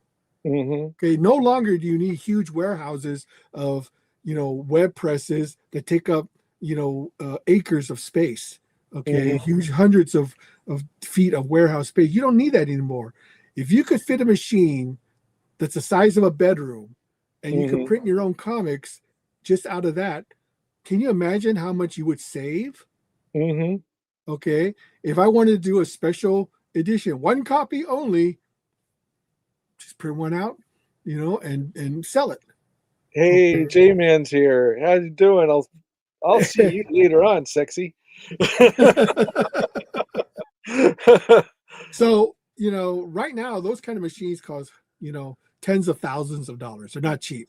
Okay. Mhm, But sooner or later, technology is getting to the point that where people can buy these machines, put it in their home, and print out their own comics, okay, at any size they want, you know, color or black and white, whatever they want to do, you know, because Mhm. we don't do web presses anymore. We do sheet fed presses, you know, so Mhm. you can literally print your own comics at home now. If Yeah, you can got the afford money one of to those go with machines, it. you know, I predicted the future publishers and creators will do print on demand. They'll get their orders online. They'll Mhm. print the book that needs to be done for that day, you know, put it in an envelope and ship it out. Okay. Well, And but even in the book industry, there's like the FOMO stuff because they'll do collector's editions of Hunger Games or whatever. There's like there's at least two there's a woman who did this thing called the Grishaverse, and she got uh, Shadow and Bone was like a it was like a couple of miniseries that they did on Netflix, and but they started off as young adult novels, and they've done collector's edition of that. They've done collector's editions of Hunger Games. They've done illustrated collector's editions of all these. They've done Twilight as slipcase box sets. So they will package and repackage them and then do them on limited print runs. And then there's like this whole other economy that again I don't understand it. I'm assuming most of us have never heard of it or understand it, where fans will create beautiful books and somehow get them printed and made, and then they'll put like handmade elements on the covers and make it a handmade work of art, and then they'll sell those as limited editions of like 50 for if it's a really popular author, a lot of money. So yeah, anyway, so there's stuff that there's possibilities out there that we're not even exploring because we don't even know they exist. that's because we are at the beginning, the dawn of a new age of creativity. Well, Okay, this stuff has been going imagine well. this. Okay, Okay, imagine this. You live at the turn of the century, 1900. The film camera has just been invented. Okay, it's this new technology. It's hitting. You know, people don't know how to deal with it. All they're doing is static shots, little things, little short subject, 3-second films, things like that. You know, all it takes is one guy, okay, to take that technology and to elevate it into something more. I mean, when the first animated cartoons that came out, you know, they weren't perfect. You know, right. they were very Oh yeah, primitive. no. They were no one knew what to make of them. You know, people didn't understand what they were. Okay, Ninja but Turtles look like crap. over time, Mhm. okay, artists and creators will take that technology, and I will contend to you, you know, even with the advent of AI and CGI and things like that, it still takes a creative mind to do things with it. Oh, Okay. yeah, I mean, who's gonna write the prompts, right? Yeah, right. I mean, the thing, or to create the things that go in. Right now, it's good at copying things, and that's all it's good for. People love Right. to just take things that are already out there, copy things, and just do something different with it. You know, Before event. J-Man go wait, before J-Man goes, tonight, we're gonna be doing a stream, 4 o'clock California time. I'm not sure what I forgot what time it is gonna be his time. We're gonna be reviewing a movie called Blood of Heroes, also Song of the Jugger. It's a, movie with, Rutger Hauer. We do the Circle of Iron show on J-Man's channel, so if you can't get enough of me, I think Larry has. But if you can't get enough of me and J-Man and his crew, we're going to be talking about movies and uh, That's fine. I mean, esoteric, esoteric action movies that are awesome. yeah. Well, all I'm saying is that you know the times are changing. Okay, just like we experienced the switch from analog to digital, we are switching from digital to something totally different. Right, Okay, we are entering a new age, dawn of a new age, and we right, may not even realize it. Okay, I right. mean things can be done now that, like I said, could never be done 10 years ago, or at Mm, least could be done, but would be prohibitively expensive. You know, right. because it takes manpower and talent and Thanks, Jason. experience and things like that. So all Mhm, I'm saying with comics is that comics need to evolve with the way things are going. You know, mhm. in it comics have proven you can make money in comics. Oh Okay, yeah, there is yeah. money in comics. Okay, it's just that there's new ways of doing it and there's old ways of doing it. You know, Mhm. there's nothing wrong with using the old ways to make that little extra bit of scratch. You Right. know, don't abandon it completely. You know, but No, like I said, you have to run like 3 or 4 different ecosystems. You run this, like AP works on the store system, they run the Kickstarter system, they work on the they have a little bit of crowdfunding. collector crowd, yeah, so, a little bit, sometimes you do a little bit of, I know you run some you sell some of your stuff on eBay, there's a little bit of, like, collector's market on the back end. Hmm. So, I mean, you've got a lot of the collectors going on there, so, um Mr. Kafka. Uh, Oh, are there I some more conversations? yeah, well, Oh, I'm sorry. I lost I've been track keeping of the. where they're talking amongst Never heard of themselves it. I'm now, sorry. so I haven't been keeping up well, it's not like they're giving the super chats. in the world. Yes, I know that. You constantly remind me of it. It's, Yes. yep. There's no denying that. I will not deny it. So, let me just throw this out Well, I there. do listen. I always listen to everybody. I So, I may not always agree with it. Larry, you're pretty free with your creds, which we all understand, and I know your sales are great, and I know you're doing great Oh on yeah, I know Kickstarter. Philbo and I know Philbo distribution very well. Mhm. They're just started out. Yeah. Anyway, Larry, we get you had success and your sales are good with AP and all that. I still haven't seen like an idea that's. Do, I mean, I know you do Kickstarter, and I know you're successful with your covers. Do you have anything else? I mean, Yeah. Okay, you so here Larry says I don't buy music or movies anymore. Well, see, that's the problem. If you yeah, don't pay for it, what's the incentive to create them? yeah. I mean, I will watch something for free if I don't know what it is. If I really just don't know what it is, I'll watch it for free, and then if I love it, I mean, that's the whole thing is like you wanna build something that people will love, and then they'll give you money for it. Okay, And when you think about it, if you think about what is money anyway, okay, money is paper. Like I said, money is paper. The only reason we put any value on it is we as a collective put value on it. Same right, with comics. You know, what is comics? Comics are paper. Okay, the right, only reason people buy comics is because they love to read what's in the pages. right, Okay, what's on the pages, which comes not back because of the paper. right, which comes back to what I've been saying is, like, you gotta give the people value. You gotta treat them like customers, and you gotta give the customers value. And if you give them value, they will love you, and they will keep coming back, and you gotta love them back. I mean, you no matter how big a bunch of jerks they may be. So, but, Look, that's another thing is that we need to just start treating each other with respect. Okay, I yeah, think a lot of this is something that I try not to bring up too often, but a lot of the ills of the industry are self-inflicted. Okay, the mhm, thing about it is that comic creators are jerks. Most of them, they can most of be. us, I will say most of our ego-driven, narcissistic, jerks. Because we live in a perpetual creative bubble that what we think we do can do no wrong. And instead of trying to respect and understand each other, and try to learn from each other through shared experiences, we immediately, attack and belittle either our competition or people who we disagree with. And that is just part of the reason why I think the comic industry is dying Blade because Man is not a jerk. We love Blade Man. yeah, I am You a do good jerk. Well, work. we already knew that, Blade Man, so you didn't have Yeah. to you No, didn't you have to didn't. tell the world, Yeah. so but So, the thing just about it, look at before the advent of social media, people mhm, had to write letters. Like I said, people had to write letters. We had to meet people face to face. It's mhm, one thing to use anonymity to post something vitriolic and hateful, with no consequence.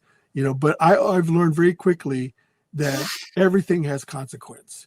right. And that you may feel like you're immune or that you're self-righteous, but in the end, all things, come together, and it will come to bite you in the ass eventually. Well, You I know? mean, this is an old fart saying, but it's better to win them with honey than vinegar. So, or It's piss. better to treat people the way you would expect to be treated. Right. Okay, that's the thing. That's the golden rule. Don't Mhm. treat people the way you would expect to be treated. Right. Okay, when you start acting like a jerk, don't be surprised when people treat you like a jerk. Mhm. Okay, if you start belittling half your audience, don't be surprised when half of them decide not to buy your book. Okay, Let's that's get real in simple this. matter of Yeah. Yeah. people are human. Okay, until we get to the point where we can download our thoughts through AI or through computers, we are still human beings, and we want to be treated with dignity, respect, and we want to be treated like we matter. Okay, I mean, if you don't, if the comic industry is nothing but a cesspool of insults and attacks and things like that, what's the point? Okay, Right. what are you trying to do? Okay, if you're trying to create a comic for yourself, fine, do it. Okay, Mhm. but if you're trying to create a comic to share with others, okay, you know, respect others. Yeah, Right. I mean, I try to live my life with the philosophy like, like I said, I expect to treat people the way I would expect to be treated. Right. You know, I don't try to belittle anybody if I can, and I try to respect people's individual thoughts. Mhm. And nobody to me has a bad idea. Okay, I may disagree with that idea or I may feel like it's unrealistic, but I don't Mhm. think it's a bad idea. That's just like I don't think there's a bad question. There's no such thing as a bad question. If you truly are asking it, then there's a reason for you to ask it. Right. And if I know the answer, I'll give you the answer. Right. You But know? then there's also people who just aren't paying attention. It's like, well, we all kind of already covered that Well, I one. can't So, help that. yeah. So, If they're but not it, paying attention, then they're not paying right. attention. So to get back to the topic, it's well, okay. So like a few weeks, months ago, I was listening to a comics by Perch video, and whatever your thoughts of him are, I like him. There's like a few channels that are kind of like right down the middle, thinking critical. Perch. He's got a lot of years as a retailer apparently, so and he also talks to creatives, and he's kind of like in the middle ground there as a translator for both. Well, Uh, yeah, go ahead. sometimes I think the creator point of view versus the retailer point of view are like two very different things.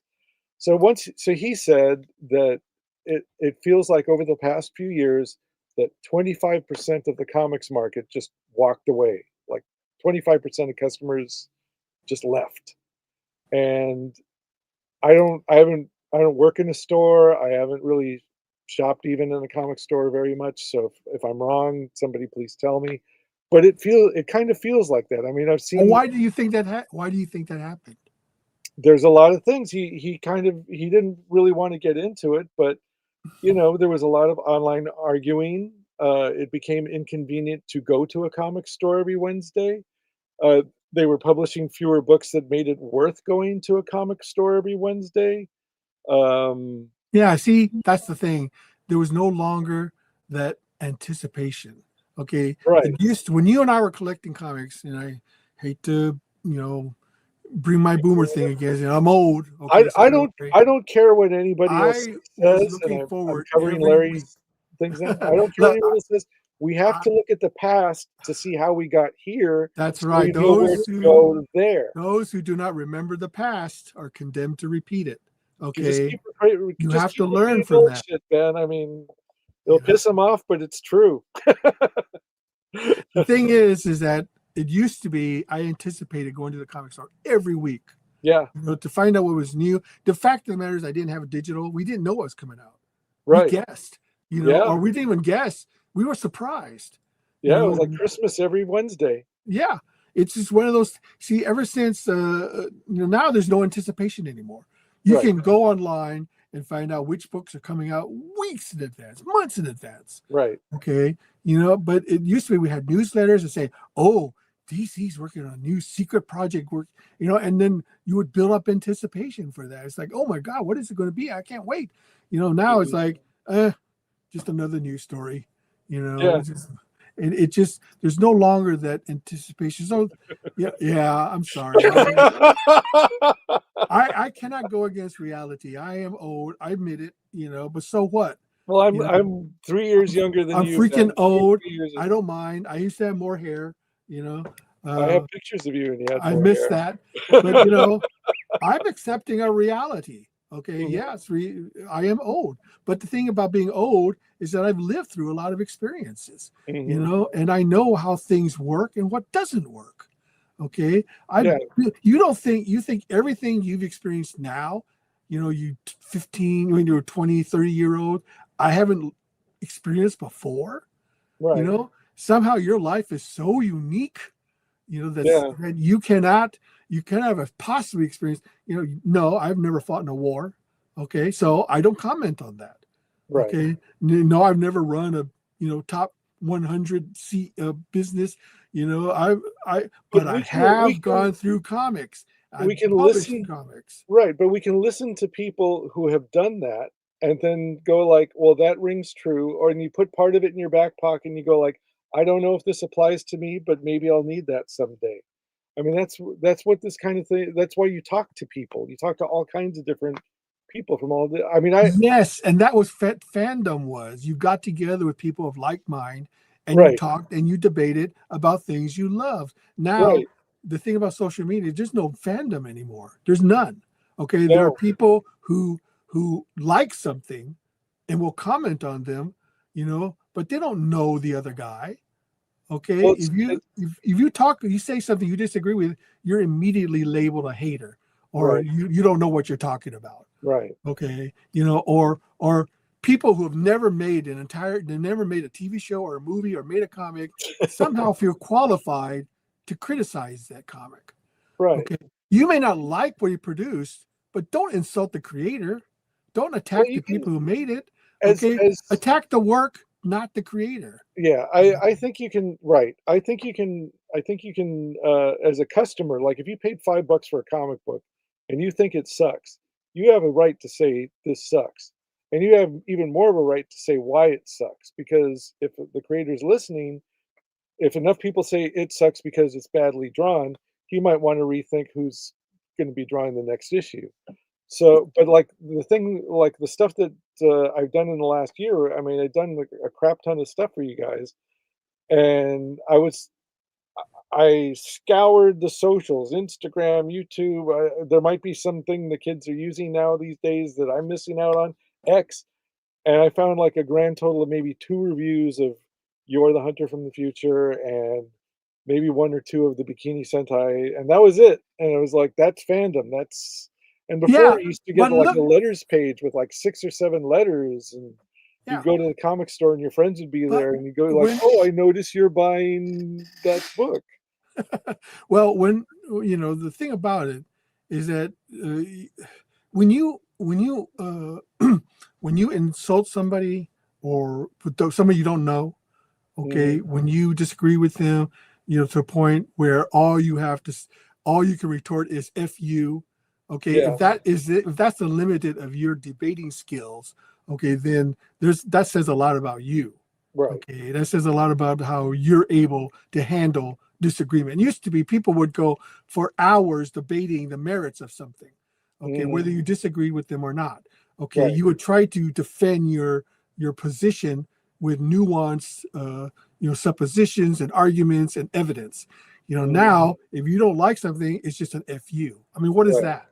Okay, is that the limit of our discourse now? Is that if I don't like something, it's just an fu? right. Okay, that should show you how low we have gotten in our society, where we cannot have any type of and I cannot I can disagree with you on something, but I don't hate you.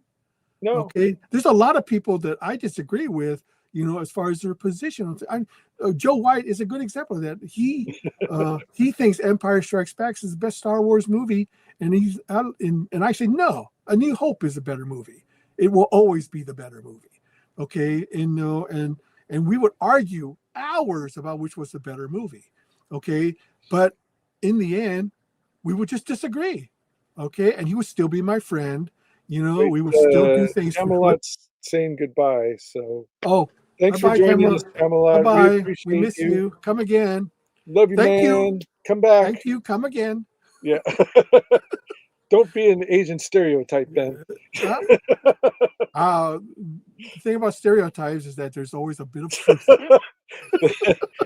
You could tell somebody on the East Coast could make a the only stereotype people who joke are on the West Coast, and everyone will know in the between. only people who are offended by stereotypes are people who can accept who they are. Okay, simple matter of fact of that. I don't care if people make fun of my heritage. I don't give a shit. Okay, so what? Yeah. If that makes you feel better, go ahead. Yeah. I'm confident in my own abilities, my own self-worth, that no matter what you say isn't going to change my idea of who I am. Right. Okay, it's that believe me, you don't think I've had insults hurled at me because of my my racial profile. What, an Asian in Texas? No. In the 60s I and would just say, 70s? No. That never I would just happened. say, ha ha ha, good one. Yeah. Yeah. Oh no, not nice again. I don't give a shit about that. Okay, my father told me very early, people are going to dislike you because there's nothing you can really do about it. Right. Okay, if they're going to dislike you, they're going to dislike you. Then you'll have to be superior to them and crush them. No, all I care about is my own inner happiness. Right. Okay, if I'm happy with myself, and I'm happy with my friends, I'm happy with my family. I mean, what more do you need? I wouldn't mind $1 million, don't mind, did you? But money is you can always get money. Money is, if you really wanted to, anybody can get money at any time. The thing about it is it's all about opportunity. It's all about you being able to, if you live in some place where there's no opportunity, okay, that's one thing. Okay. But if you are in a place where you make a choice to do something or not do something, that's you as well. That's just the way my father always said that, always educate yourself, learn new things, make yourself useful. That is the one guiding principle that my father brought me up with. That's probably make the most yourself Asian useful. thing he's ever said. If you're not useful, then what are you good for? Steve, turn off the blur. Stephen Reed has joined us. What Stephen a Reed, beautiful creator background. Oh my gosh. Well, I know. I'm so glad you turned off the blur. I'm from the closet. You're coming out the closet, are you? Yeah, I am in the closet. He's in the closet. Yes, Stephen Reed has joined us. He's going to tell me how wrong I am on every point. So that'll be awesome. These special toys. He's the creator. He's the creator of White Heat Comics, who's had a lot of success at crowdfunding. Larry, he's published. He's done what is it? Your fifth, sixth book? He's got one right now on Kickstarter called Caretaker Tales, which is a very funny Tales from the Crypt parody book. He's worked on a British show called Someone actually agrees with me. Yeah, and Kyla, which was in White Heat Comics 1, 2, and 3. We chopped up the first story and put it in Jungle Comics. Which is when the sales started to go up. You made it personal now, Steve. Oh, did I? Oh yeah, now you're a Hatfield and McCoy situation here. Okay. He agrees with Ben. All right. Well, look, the thing is that I hate to say it, but yes, a lot of the ills of the industry are self-inflicted. A lot of people. There's several factors that contribute to the demise, or not the demise, but the crippling of, that's a good word, of the comic industry. One is hubris and greed. Okay. The thing is that the people in the industry are arrogant. They are. Okay. Okay. That in of itself is nothing wrong with that. Okay. The problem is when it spills over, to other areas. Okay. And the thing is that is a recipe for failure. Okay. When you feel like you have something to prove that you're never wrong, okay, and that when failure starts to look you in the eye, then things start to collapse. You know, I may have to EFAP this and counter all Steve points. Oh my gosh! Well, definitely watch that, Larry, for sure. Yeah. All So, right, all right. you sold me, buddy. Yeah. Okay. All right. Well, let me just put this out there. Now I know Larry doesn't like to travel in the time machine with me, but Jesse Sanchez sold like 3,000 copies, and number one sold 3,000 copies, Oh, that's old news, Steve. You should and know better than that. it cracked the bottom of the Diamond 300, and it has been cited in like 3 or 4 university press books about Latino comics. Uh-oh, your OnlyFans broke the internet. My Yeah, gosh, Steve. yeah, Have you and been keeping secrets? Zetraman number one almost sold 5,000 copies back in the day. Now those were like 90s numbers back when the industry was healthy, so there were other books doing way better than that. But those are pretty good numbers, and then it's been both of them have been reprinted. So maybe I've okay, okay, Larry. Also, so well, he's not wrong. He's not wrong. They did Yeah, sell 3,000 copies. I mean, yeah. we're not disputing his success. Did I ever dispute his No, I success? mean, Did I ever we say are that he was not happy. successful? Did I ever I say he am wasn't happy. smart and a good businessman? No, Believe me, never. AP is happy that that book sold well. Okay, Yeah, the thing is that we want all our books to sell well, and right, right, it just show people there's a market for Larry's books. It just shows right, that there's a demand for it. right. And You know? my point is that there's an audience out there beyond what exists right now. I mean, if you're selling on Kickstarter, you are in the audience that exists right now. If you're Right. doing well with AP, you're selling well to the comic store buying Weekly Warriors that exists right now. Yes, exactly. And And I'm trying to say there are other and I formats we could try, and there's and other types of storytelling we should be trying. And the thing is, if Marvel Comics were to come up to Larry tomorrow and say we want to publish Niobe, I would pat Larry on the back and say, "Congratulations, man, you made it." I You never know, discounted I would. anything Larry said. I just Nothing would please me more than to right. see that to happen. Or if right now on his Kickstarter, if it made $50,000, nothing would please me more than to see that success because I want to I want success for everybody. Sure. Okay. I want people to be nothing. Just nothing saddens me more when a comic book company goes out of business, or Mhm. when a creator's book fails, Right. or when somebody something bad happens, like Larry David having to beg for money as he lays dying in his bed, Oh, you mean Peter David? ignored by Marvel and Well, DC. wait, you mean Peter David, not Larry. Peter Larry David, you're right. You're right. I'm Larry sorry. David doesn't need Larry David. anybody's Okay, money. sorry, Larry. I get those two confused sometimes, Well, they're both of the tribe, so but it saddens me to see that to happen, mhm, and that's why I think it's more important that you have your own happiness and success to be the forefront of any endeavor you create. mhm, I mean, the thing is, you may not be happy with your life, okay, and there are things you have to sacrifice, later to achieve that happiness. And life is full of risks and challenges and things like that, and people who may stand in your way. The key is to not let that hinder you. To mhm, make you that much. You may look at something like you may look at Star Wars or Star Trek or a comic book that you don't dislike, and say, "Oh, that's awful." And then I'll just say to you, "Well, what have you done? Okay, what I have don't you done? see, What I have you don't done to make it better? Okay, what have you done to do? You have to remember, George Lucas didn't want to do Star Wars. He wanted to do Flash Gordon. right, He did Star Wars out of necessity. right, Okay, but he did it out I don't think that's an argument. When creatives start going like, "Well, what have you done better?" It's like, well, You uh, can criticize the work, okay? That's yeah, fine. Okay, Right. where I draw the line is don't criticize the creator.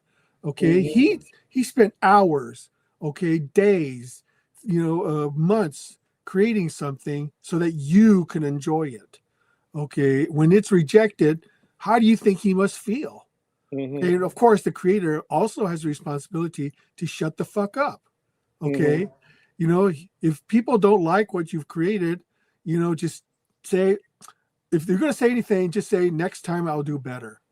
Right. Okay, or uh, okay, this is not what I expected. Well, If you say, oh, it's all the fans' fault, or you don't know what you're talking about, how is that helping your cause any? I By saying think. so, it's on the both sides of the aisle. You Mhm. know, he says, sounds like you are all cool. It's disrespect, and it's all from a place of bias. Crooked painters. Oh, is he talking about me? I don't disrespect you, Larry. I'm sorry if I did. I I started the show by saying how awesome he is. Okay, here we go. TC and Perch comics are right wing. Right wing. You know what they Yeah, hey say? Larry, learn how to spell perch. Two wrongs don't make a right. They do make a pretty good laundry. Well, So, okay. That's fine. That's their political beliefs. I don't know. I can't say for sure if they are right wing. I mean, if you ask them, do you know for sure? I mean, I'd be careful about labeling people without yeah, knowing who I they all are I've heard first. Perch do is do a song every time he ventures into anything that sounds political. He does a Man, song none of about this. Oh, thank yeah. you. Like, phew, for a Whoosh. minute there, I dodged the Wow. bullet. Oh wait, we got it. I will handle this one. As a this, creator and this someone who has worked on TV shows that a lot of people hate, my attitude is fuck 'em. all right. Well, there you go. That says it all, doesn't it?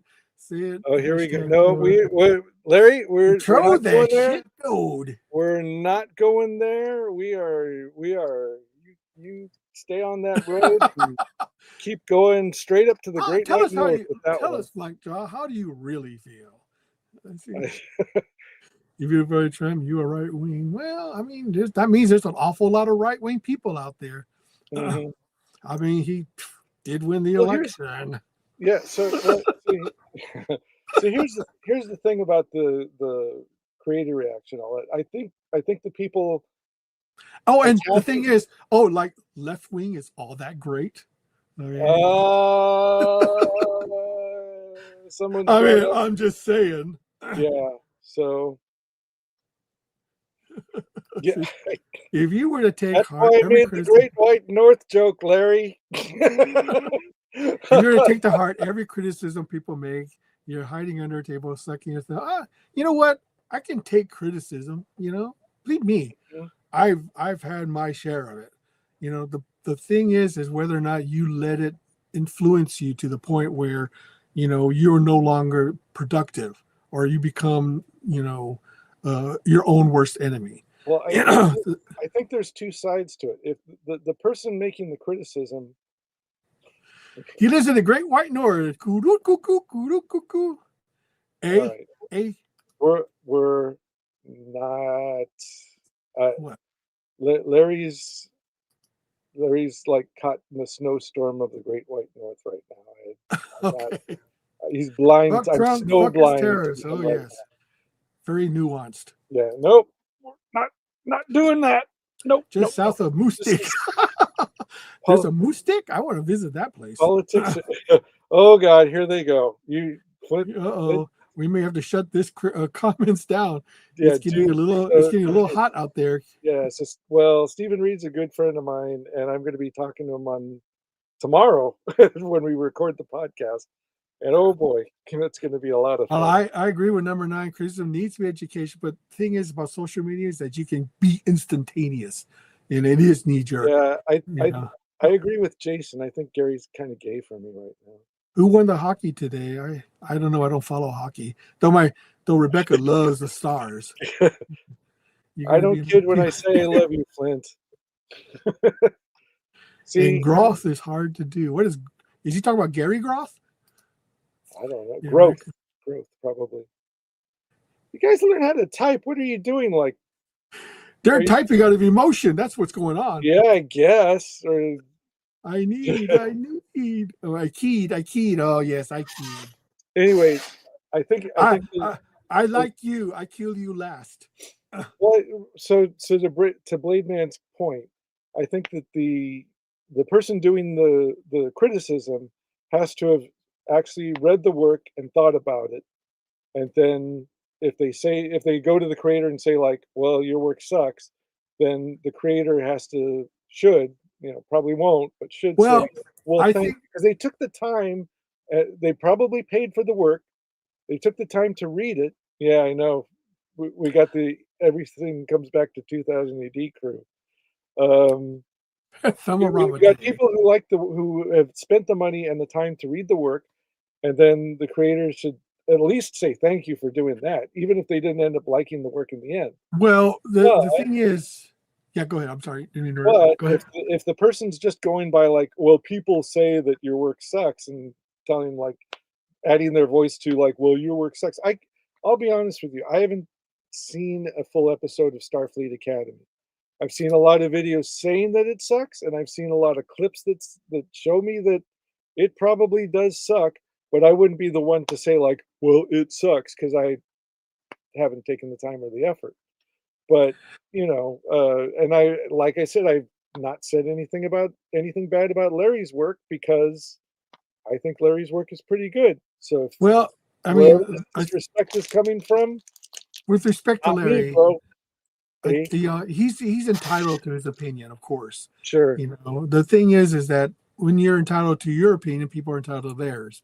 Yep. And if you, like I say, if you take it upon yourself to label or attack a group of individuals that could potentially be your supporters, I think you're only just harming yourself. Hmm. The thing is that there's a difference, I think, between criticism and just a knee-jerk reaction that Right. disguises itself as criticism. I mean, it used to be when people would think long and hard about something they just saw or witnessed, they would try to express it in a way that was nuanced and that held, constructive ways of what they disagreed with and what they think it can improve upon. A knee-jerk reaction is just coming out of a movie and says, "Oh, I hated that movie." Well, but Okay, that's with fair. I with mean, no you saw subtlety. the movie. You have your right. No, You no. I mean, paid for it. You saw it. let's I face mean, it. Every single one of us who's ever been a group of people, the first thing we do would come out of the movie is say, "What did you think?" my dad never says what he thinks about a movie when it's over. I have to ask him. Oh no. Yeah, well, the thing is, he had an opinion. Okay, he would either say nothing or he would say, "I hated it." Wait. I want to Okay. use the Obi-Wan voice. Oh, I I'm heard sorry. about comics once. I have one hand typing. I'm working on T-Girl and Jigsaw book. Oh, nice. Heard about comics once. Okay, once. Boy, I got stuff to tell you. Well, Mm. you're alive. You're going to get live reaction. Yes, I guess that's the whole Doesn't point get of much it. livelier than Larry. But we're trying to create a discussion, okay, where we can all share ideas without having to resort to name calling if we can avoid it. Don't reflect on drunken crit. That's true, man. Yeah, but those are the best kind of crits, to be honest. I mean, just like Drunken Master, not the most subtle kung fu style, but boy, does it get the job done. My drunken kung fu is better than yours. Let's see who can be the most drunken. My master taught me to have 5 shots before a fight. Well, also surface level cricket easy. Also, it can be influenced by the mob mentality. It's very difficult to hold a position on something when everybody else is against you. Yeah. You may not agree with the way things are going, and I mean, just an example. And I don't want to bring this up. I'm not sure if you're familiar, but there was an incident where in a high school where a student, a very rotund, obese student, punched another student because he was holding an "I love ice" sign, just standing there. Hmm. And it got to me, saying, okay, are allowed to have a disagreement. It ends when you have to resort to physical violence. Okay. And if your answer is physical violence, I don't care what position you take, you've lost all credibility in my eyes, and that you could have swayed me by trying to convince me why you think my position is wrong. Okay. But the minute you resort to that, he's just lucky that kid holding the sign didn't just get up and start wailing the ever-loving shit out of that fat ass. Okay. Right. And if that were to happen, guess who would have been to blame? Okay. Right. The thing was, the guy took it. Comment. Okay. Hello to all you dockers out there. 2000 AD is rubbish nowadays. Is it rubbish? Yes, it is. That's another. That's another criticism, I assume. It's a agree or disagree. I totally agree, and also that's John Burtis from Everything Comes. He's my other host from Everything Comes Back to 2000 AD. We got one of our biggest fans and two of the hosts, my two co-hosts. These are lost drunken men who don't know where they are and no longer care. I'm afraid we're in that age. Should we do that in the Kung Fu voice? This These didn't are happen lost drunken men who don't know where they are and no longer care. This didn't happen at Ninja High School, did it? I sure hope future not. Issue. We did have a lot of gunplay, though. So I don't think that would fly anymore. No. Back when I did my Super 8 movies for high school, I did one called I Was a Teenage Hitman. I don't think that's going to fly anymore. That's another thing is that, what happened to all the titillation and sex in comics anymore? It's just like that's all disappeared. The only thing that's allowed nowadays is LGBTQ stuff. No. If you go to Kickstarter, where Naomi is crushing it, you can. Niobe is kind of a sexy, titillating book, and so Ninja High School still has touches of that.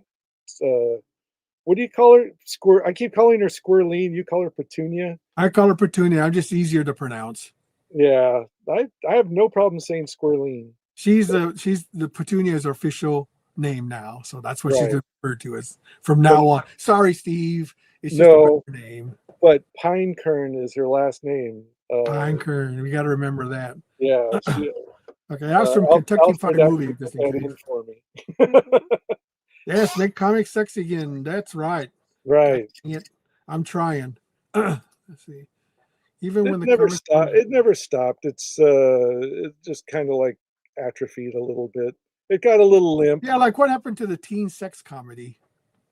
Oh my God. There was a YouTube channel that reviewed teen sex comedies that never got put onto DVD. They're just like VHS video. Okay, recently I watched Fast Times at Ridgemont High. Oh my God. I totally forgot about that pool scene. And he says, "Oh shit, I remembered that scene now." It's like, oh my. And if you look at it, that they no longer make those anymore. It has not aged well. It is not politically correct to make those kind of movies. But I heard that comedies are making a comeback, so maybe it's just around the corner. Maybe that's why this generation is so screwed up. They haven't had any teen sex comedies. Okay, on to another subject. Yes. Yeah, stop being a dirty old man. Well, you got one part of that correct. Let's see. Marvel was more sexy when the Comics Code was around. You got that right. Okay. There's another point. Sometimes you have to put up the guardrails to challenge the creators. Maybe that's wrong with comics, your guardrails. That's what's missing in comics now. So okay. So full disclosure, I didn't see Fast Times until I was like 30 years old. And I was like, man, Ray Walston was actually a really good teacher. Why are they fighting against him? Well, to be honest, there's only one really good scene in that movie. Right. The Beauty TV series is putting sex back. Oh, I haven't watched that. I wonder if it's any good. Have you seen it? The Beauty? I don't watch a lot of TV shows. Is that the show with Sydney Sweeney, the Beauty? I have no idea. This is the first I've heard of it. Yeah. So I'll take your word for it. Number 95044. Yeah. So anyway, I'm trying to tell. So it's the. Is this like? Oh, it's a Macho Man. I grew up on the Breakfast Club. Yes, me too. That's I didn't see any of those I hated high school so much. I would not pay to spend 2 more hours in a high school. those were movies I did not watch, in the 80s, but I rewatched. I mean, not rewatched. I watched them as I grew older, because Right. I had a thought, I really should watch these movies. They're not for me. I can see why there's an appeal for those kind of movies, Yeah. because it really does talk to the teens at that time, But and you know what though? They were boomers talking down to the teens. All those stories, all those like what the guy Cameron Crowe, I think the guy's name was, who wrote the Fast Times novel. He was a boomer. The original novel was about a boomer high school class, and then Mhm. they scaled it up for the 80s. But it's still and the same thing. Okay, so here's a fast story that has nothing to do with anything. Um, I like musicals, but I hated the movie Mamma Mia. So I thought, wouldn't it be great if somebody made a musical that was set in the 80s like Grease, but they used music, maybe not the songs from that time, but songs that sounded like from the time, and there was all the different cliques and the punks versus the new waves versus the normies versus the metalheads, all that stuff. And so I started researching like 80s teen comedies, and I was shocked that very few of them actually captured the music, the styles, and anything really that was actually going on at that time. Um, Most of them, there was one actually that was like made by the guys who went on to form Canon called The Last American Version. That's the only one that actually used music from the time and styles from the time that wasn't one of the John Hughes movies. And also, technically, the John Hughes movies didn't come out until the year I was graduated from high school. So that really wasn't my high school experience. So, but most of them took place in the past. Like Porky's took place in the 50s or 60s, um, or they were Three Stooges type comedy set with 30 year olds meant to be And teenagers don't forget Zapped with Ralph with Macchio. Zapped. Yeah, a lot of them were just not like if you watch a CW show now, they take much more care to make it authentic and speak to the kids. For us, it was just kind of like, just pretend you like this because you're a teenager. You have no taste or whatever. And the really raunchy sex comedies, like the ones that never made it past VHS tapes, those are Oh, even retro worse. days, he got set. Yeah. So anyway, the point is, I kind of gave up on the project after this. They made I don't know if you guys know this, but they made a jukebox musical remake of Valley Girl. I And remember that movie. well, you remember the Nicolas Cage movie, but did you ever see the jukebox musical remake? Mm-mm. Nope, I can't It say that now. is god awful. It is the Plan 9 from outer space of 80s. And this came out in theaters when the lockdowns were happening, so it bombed. Is that the And movie then with Frank Zappa in it? what Valley Girl? I don't remember Frank Zappa being in it. He might have been on the soundtrack. But it was Nicolas Cage was the When main. He was the main a guy. young Nicolas Cage, I'm A sure. young and hairy Nicolas Cage was the main guy because he's on the beach in one scene. It's like, holy shit, is he wearing a carpet fur Mhm. serape or something? So anyway, I, uh, after I saw that the Valley Girl jukebox musical remake, I was like, "There's no market for this. Nobody cares. If you try to do it, it's someone's going to interfere with it, and it's going to come out terrible. So forget it." So there you go. Well, I mean, that's the thing is that when people made movies back then, there was no, committee. I mean, yes, you had studio interference, of course, that's normal, Sure. but creators of Leaving Arizona. Oh, I love that I movie, think this Leaving was Arizona. before that even. Yeah. But anyway, they're like you know, creators made movies fit all budgets. Now it's like every studio, and that's another thing. It's that there's a lot of mirror uh, with comics and movies. I mean, if you noticed, Oh, you yeah. know, comic stores are a lot like movie theaters. Yeah. Okay, they cater to a certain audience, and studios are like comic book publishers. They put out the product, Hmm. okay, and they can get them into theaters, and you're hoping that people will come to the theater to see that product. Same with Hmm. comic stores. Publishers put out the comic, get it in the comic book stores. You're hoping that comic store customers will go in and buy that product. But that's changing. Okay, and now movie studios are no longer becoming relevant. You can make movies anywhere now. Sure. Technology has gotten to the point where anybody can make a movie. Hmm. Okay, and Markiplier is just one example of independent company. I mean, the Blair Witch Project is another movie. Remember that movie made like almost $100,000, made like 200 million dollars. Yeah, that was the You know, start of those found footage movies. But more recently, you're talking about like that the, Winnie the Pooh, right? It's so Winnie you the know Pooh public domain horror movie that they did, and right, and all both that stuff. both industries are seeing a decline. Okay, Yeah, but they're seeing a rise of independent creators. yeah. Okay, I mean, and now's the time. The opportunities are there. that's right. But I And don't. that's The difference is movie theaters are still there, and you can still go to streaming and reach a worldwide audience.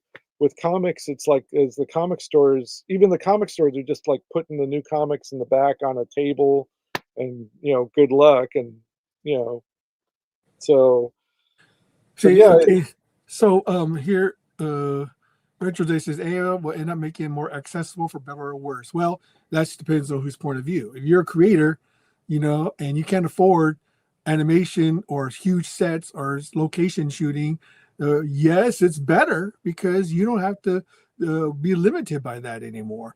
Okay, it's worse if you're one who does all that stuff. Okay, if but it's you also if it's a good creator, because I mean, a lot of that AI stuff is crap, it's slop. But I've seen well, some stuff that I will contend to you that those people whose jobs are being replaced learn how to do it. Okay, yeah. so that they get so good at it, people want to hire them to do it. You There will know, always be a place for a good set builder, a good model builder, a good, you know, or there someone who just has. won't be a Well, place I for would contend to you, everybody. there's always going to be demand for people with imagination. Right. Okay, just because you can do it doesn't mean. I mean, that doesn't mean you want to do it. Doesn't mean you can do it. Okay, a lot of people don't know anything about movie making or drawing or creating or imagining. They still will have to hire people to do all that stuff. Yeah. Distribution has always been a big issue. Getting stories. Well, that's no longer the case, Alpha Proto. You have the digital World Wide Web.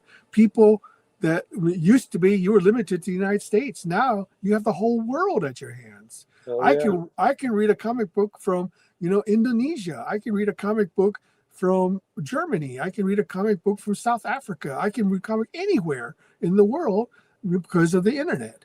We could And not we could not have done You're the Hunter from the Future without the technology that's available to us now. Wait a minute. Wait a minute. Ben was absolutely right last week. It's absolutely available. It's availability and price. To be sure. To be sure. I for sure.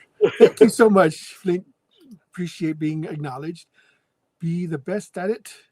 Yes, if you're the best at something, people will come to you. There's no question about it. There's a reason for arrow to be used by the underdog creator using. Yeah, you got that right. There's no question about that. So I don't know if I mentioned this last time, but I was watching. I really love Indian movies, and I saw a couple that they're trying to dance around like, oh, AI is theft and Hollywood hates it, and we're not.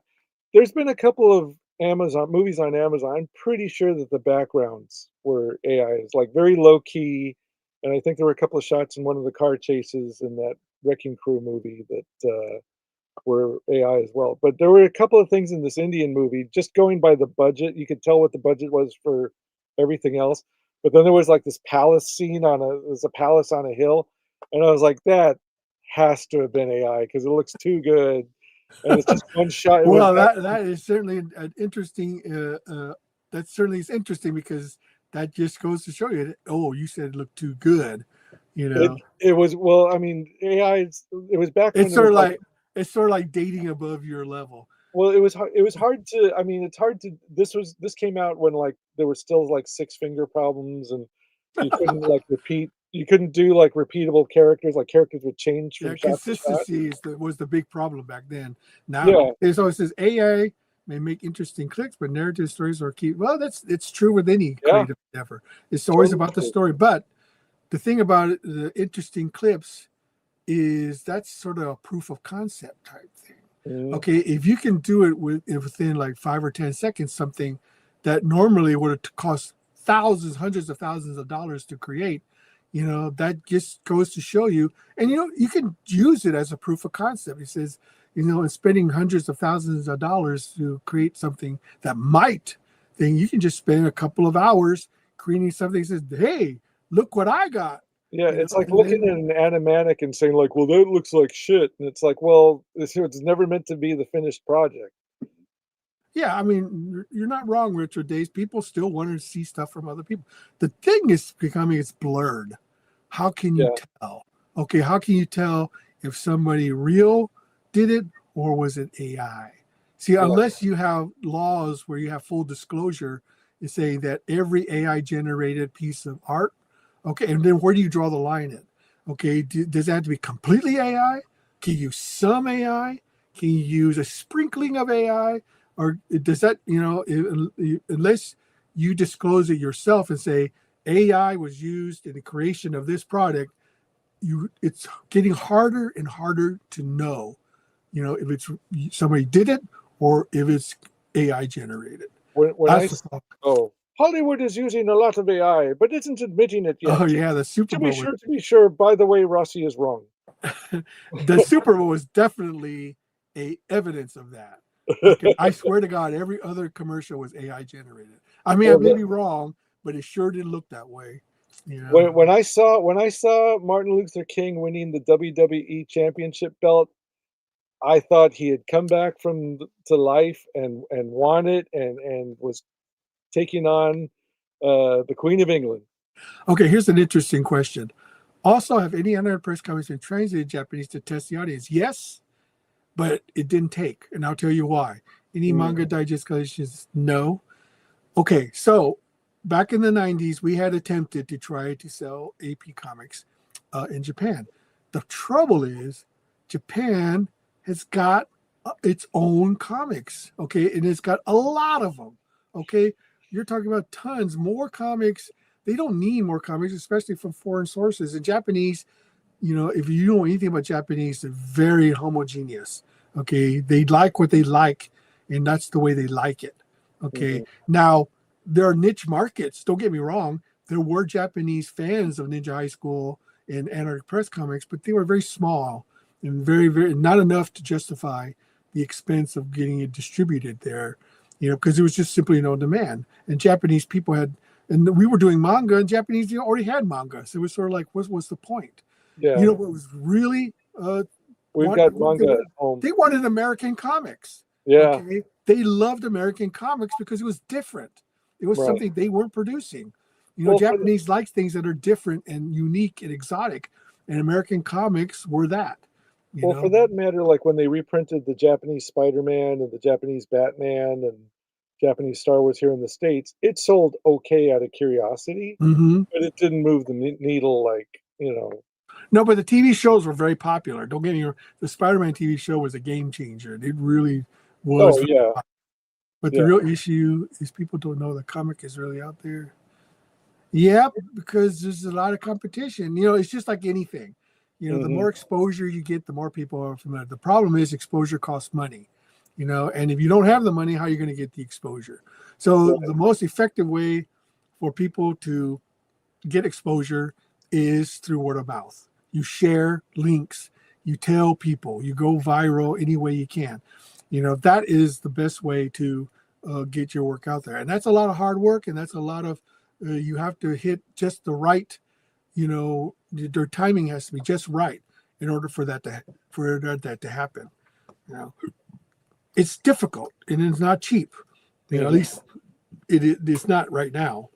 mhm. You'll be surprised how many people will look at and imagine and think it's the final thing. There are a lot of idiots out there. Yeah, I wouldn't say idiots. I would probably just say they're not experienced or they're unknowledgeable. You know, yeah, I it's very They're called easy. clients. Yeah, it's very easy to say people are ignorant or idiots because they're just not knowledgeable, and it's up to you to share your knowledge and experience with them because you want, them to be part of the conversation. You don't want a whole bunch of people with no knowledge out there, but the thing is, why do you think, dictatorships want people to be stupid? Because they're easily influenced. And that's the thing. A little knowledge is a dangerous thing, as they say, because once people get to know things, then they're not satisfied with what they have. And that's the key ingredient. I loathe to attribute somebody who's an idiot just because they don't see. I'm not a nuclear scientist. I couldn't launch a space shuttle. I mean, I couldn't disassemble a car engine. Does that make me an idiot? No, it just makes me unknowledgeable. But I do know things that you may not know. And if we can share knowledge, both of us will benefit from that. Mm-hmm. It's definitely getting harder to deceive. Oh yeah, it is. That is so true. I imagine a stronger network social media. Well, the thing is, I think what might happen is that social media will probably start to coalesce into groups, where we are, remember the old bulletin boards? Do you remember those? Oh yeah. Yeah, where people would just gather together of like Sure. mind and we would share information. They were usually monitored by somebody. Yeah, but fights uh, would break out there too. But you had to yes, but there was you had to fights think between about it. fans, Yeah, right? but you also had to think about it too. There was like a delay. It wasn't like instant knee jerk. Right. And we had spirited debates, as I like to call them. Yes. How about doofuses and not idiots? Yes, I think that's a more diplomatic term, I would say. Ben is too nice. I keep telling him that. Oh, I can be pretty darn mean if I want to be. Flint, where were you earlier when Larry was here? I'll just say, we could have used you. You wouldn't like me when I'm angry. Yeah. Knowledge challenged. Oh, that's another good one. I like that one. Yeah. Like Rebecca says, he's about as dumb as a bag of rocks. You can reassemble an engine, but badly. Yeah, I can reassemble it, but I won't guarantee it'll work. Yeah. He says, what's this part? It must be going to something. The politically correct term is dopes. The day the dopes. The day of the dopes came Dopey over. dope. Say, hey everyone, Zad Comics. Yay, Zad Comics. Anybody who has the word comics attached to their name, he's okay in my book. They're welcome here. Welcome. Smiles, everyone. Smiles. Maybe we can make this dojo the happy place where you can gather to talk about comics. Yes, well, we're your new comic shop. We talk philosophy. Yes. We could be the kung fu of the comics world. Yes. I'm a little bit kung fu. I'm a little bit Zen Buddhism. It's all about balance, all about feng shui. We got to get to know each other. Is this balance or is this voguing? Check your hate at the door. All right, I'm off to the store to get some Lucky Charms. That one's for Rossi, to be sure. P.S. is wrong. P.S. I'm going to give him shit about that accent tomorrow. Always have to be Lucky Charms. Comics Nirvana. There you go. Yes, Shangri-La. Comics Shangri-La. Yes. What the hell is that? Oh no! Looks like a de-eared Pokemon, or what is it? Pikachu. Is he ghosting us? Looks like somebody. Who? I don't know of any ghosts like that. The old people are like, who? What? All right. Is it that egg yolk that's like shows its butt, Gudentama? Well, okay. I think we've pretty much gone through a lot of the thing. Let's do a little shilling. Okay. We have some AP comics coming up this week, and I would like to go over some of them with you, if you don't mind. And we expect you to buy all of them. So we have coming up, this one here is From the Critter universe, or the Critterverse, as they call it, is Rookie, #1. I think, is that #1? Can you see that? Well, that's cover A. Cover A. A. A. Is it just a special? Because I don't see any numbers anywhere. I think it's a one-shot. I think it's a Okay. one-shot. Yeah, it's a one-shot special. You know, it takes Doug, place in the forgot the Critterverse. Tom number. Hutchinson. He's a really good creator. He's done a lot of issues. He's one of those guys that he created the character Critter, and I think he's like already on like his 25th issue, something like that. He's got a Dang. lot of books under his belt, and that's definitely a creator who's dedicated to his craft for sure. You know, Mhm. so that's coming in this week. Check out your local comic book store, if at finer comic book stores, more enlightened comic book stores. Mhm. Okay, let's see what else we got. We also got the anniversary issue of Furlough number 200. Now, I swear to God, I thought this book had already come out. It looks like I swear to God, either it was Isn't this one of the ones they canceled and then said, "Oops"? yeah, I think you may be right. I think it was shipped to them, but it got canceled and then they rescheduled it for release. So that's probably why it sort of has a Christmas theme on it. I think it was originally scheduled for December, but now it's now finally now coming out. So now Number 9. That's a deer, not a calf. So I think it's thumbs up. Shill away.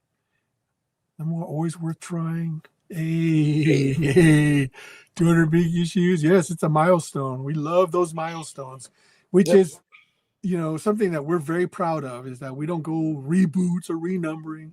You know, we just do one issue and keep at it. You know, let's see here. What else we got here? I think we got some others. I think these are like sketchbooks. Okay. Okay. Oh, we have one more. Didn't Exciting. you see the Romantasy sketchbooks out? Oh, Exciting comic. No. Oh, yeah. Well, some of the sketchbooks. Yeah. Exciting Comics number 57. It's a part 1 of a 5-part series.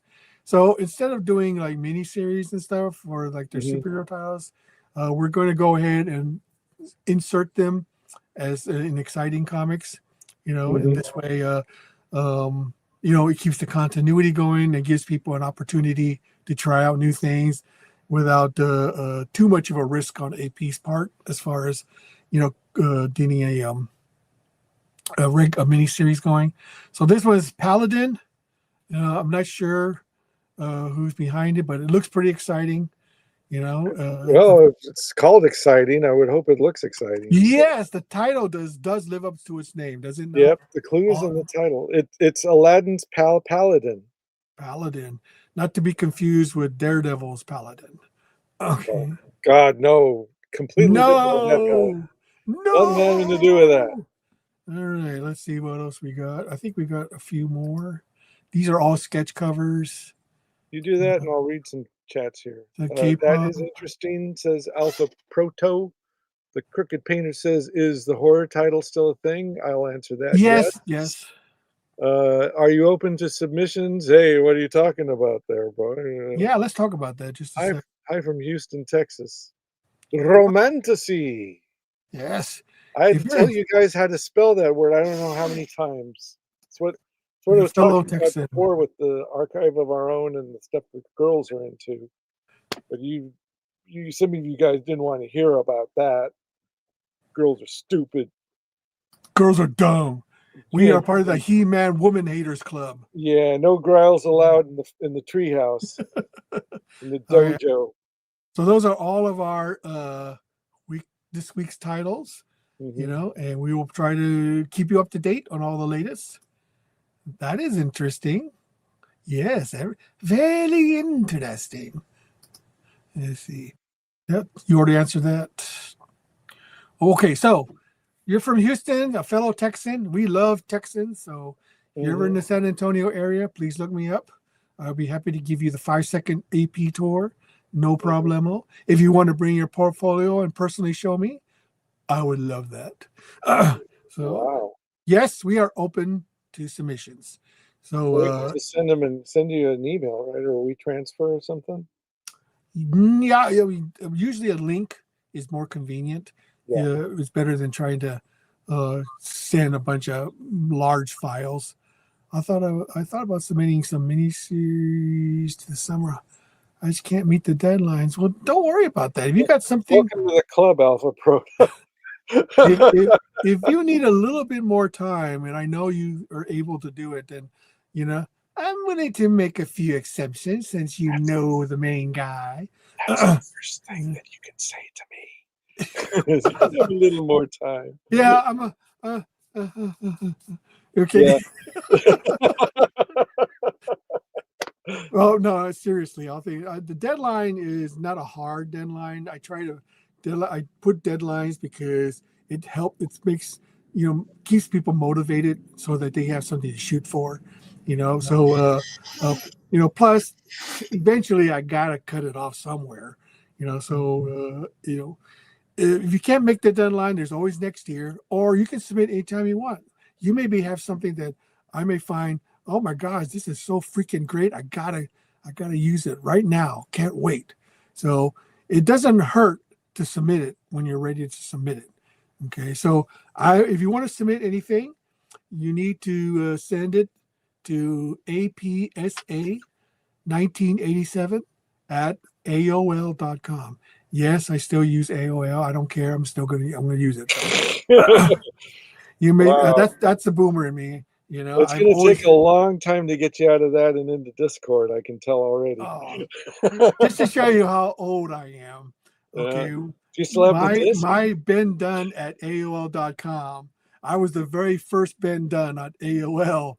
They didn't give me Wow. any number, so that's to show you how old that email is. I was Amazing. I was the very first Ben Dunn. They should give you, like, a free subscription after 20 years or something. Right? They should totally. Let's see. I lost my place on the comment section. This is interesting. Oh, here we go. Submitting the expressions are queries received. You are cut off for. Yes, that's another thing. But nowadays you don't need us any real, to be honest. You can use the internet as your springboard, for criticism if you really want the truth to get feedback. The Crooked Painter it is. All right, the Crooked Painter. All right, let's see what else we got here. I use AOL as a discard. Yes, some people still use it. Believe it or not. I got one vendor publishing Google. That may wait. Well, why didn't you submit some more? Gosh, you would think that would encourage you to send in even more. I got published, so I quit. That's my highlight. Let's see. The OG been done. The OGBD. You're too kind, Retro Days. You're too kind. Mhm. I have problems finding it on the website. I think I brought out all the back issues. What? Oh, that website's not easy to navigate, I'll tell you that. Sorry about that. Ooh, what's that? I still thank you for all the pinouts I've drawn for that you feature, man. No, well, keep sending them in. Don't stop now. Eventually you might get to the point where I may actually pay you for them. Yeah. So keep sending them in. I love them. I adore fan art. I adore fan stories. I adore fans because, they, to me, and this is another thing, is that comic book industry, they no longer care about the fans. Mhm. They belittle them, they insult them, they do everything they can to piss them off. And it seems that's very detrimental to the health of the industry when you go after the very people that you're seeking to buy your freaking book. Mhm. It just never it amazes me why you would do that in any capacity. If you don't like your fans, then at least shut the hell up. Don't say anything. Well, if you don't Keep like it the quiet. fans, you piss them off so they go away. But I feel No, like you don't want them to go away. You still want them to buy your stuff. well, if you're a commie, you don't care, I guess. Well, if that's the case, like I said, the best thing you can do if you still want their money is to shut the hell up. And that's so easy to do, but people just can't help it. Like I was telling you before, we're the comic book people, especially creators, are an egotistical, narcissistic bunch. They have to, for some reason, share their politics and their disdain for people who disagree with them. Mm-hmm. Let's see. I still thank you for the okay. I've already read that. No worries. Look, the pinnacle was getting my art in the table of contents page. Yes, congratulations. You're one of the very rare who have made it in 200. I salute you. It takes a lot of, it takes a lot of effort. And this is why I love our fans, because I know it takes effort. I know it takes courage. I know it takes, a love of something to submit something to us, with the hopes that it will be accepted, or rejected. I'll let you in on a little secret. This is just between us and the chat. I very rarely reject anything. If we accept you. One of us. If it's anything dealing with Ninja High School, Tomorrow Girl, Penguina, anything that I created, Mighty Tiny, you're almost guaranteed to get published. That's a given. Okay, now if it's your own original material, I have to go through an editorial process, which actually Steve is a part of.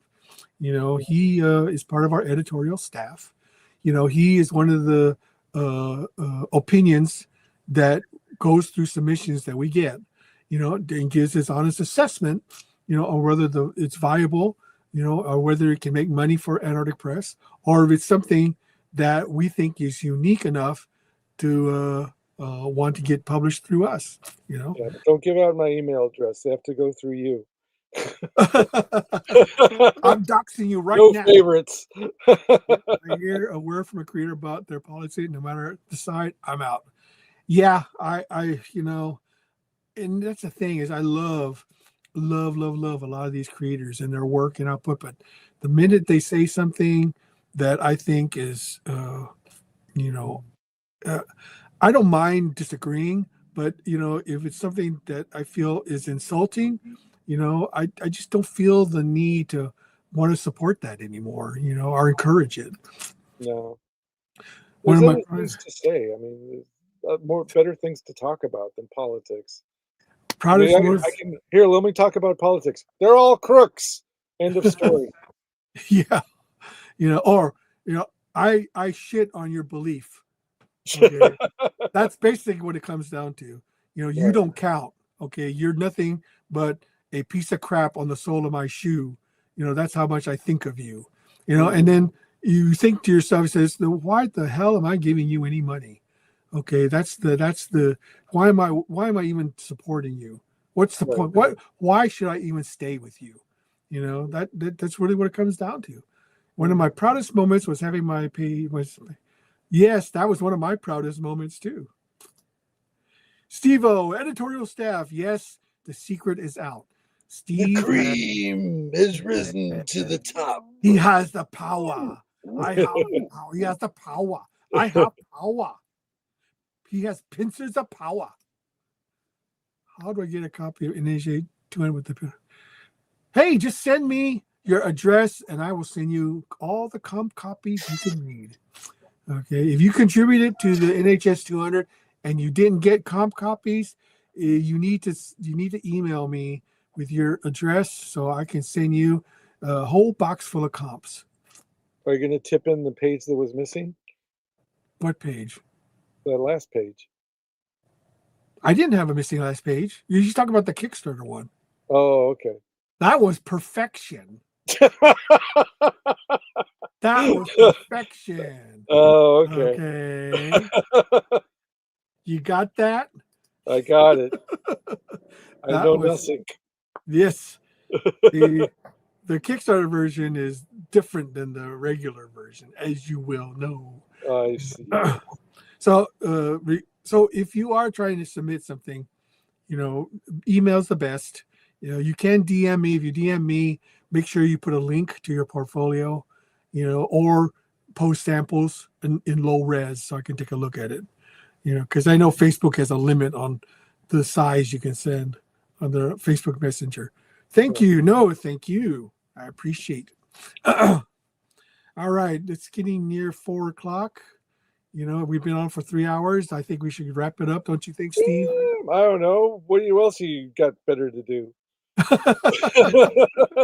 Well, do you have a topic you want to discuss? I mean, I think we'll say. I mean, we'll probably do this again next week. I know a lot of people in the chat are probably busy with other things. They don't want to spend time with us two They're old boomers. drawing and playing video games and washing dishes and folding laundry. So, yes, normal people stuff. Ha ha. yeah. Well, wait till those kung fu Chinese robots come to you. They'll do all that work for you with flair. Yeah, I know. Yes, robot, please fold my clothes in drunken master style.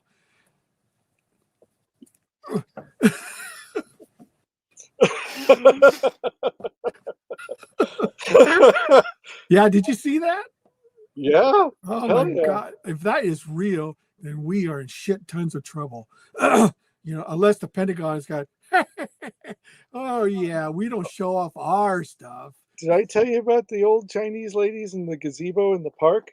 No. So I live in a predominantly Asian neighborhood. So really? Yeah. Wow. We call it. What happened? Did they just move in? How long has it been since you've been out? I don't trust Chinese people. Okay. I really don't. Well, I mean, we got all kinds of Asians out here. Oh, so, now don't trust Chinese people. They lie a lot. Oh well, I mean, even the condo I live in is like it's like me and one other white guy, and that's it. And I'm half white, so So anyway, in the next town over. So I live in the city of Arcadia, which we now call Arcasia, and then the other town over is Temple City. And in the Temple City Park, they built this little gazebo, and in the mornings they have different Tai Chi classes, and sometimes at night they'll have they'll play like Asian music, and they'll be out there doing their moves, getting their chi going. So, but in the morning class, there's this one where it's like all older Asian women, probably Chinese, and they wear the traditional like silk Mao Zedong kind of outfits, and they've got swords. Really? Yes. Are you fucking kidding me? No, they're out there doing the exercises with the swords with the little tassels hanging off of them, and they're wearing those Mao. The Mao Zedong those pajama looking. I don't know what they're called, but anyways, I know what you're talking about. Yeah, there's like some mornings there are like a dozen of them. They were probably part of the Cultural Revolution. It looks like a Shaolin temple. So one time I was walking.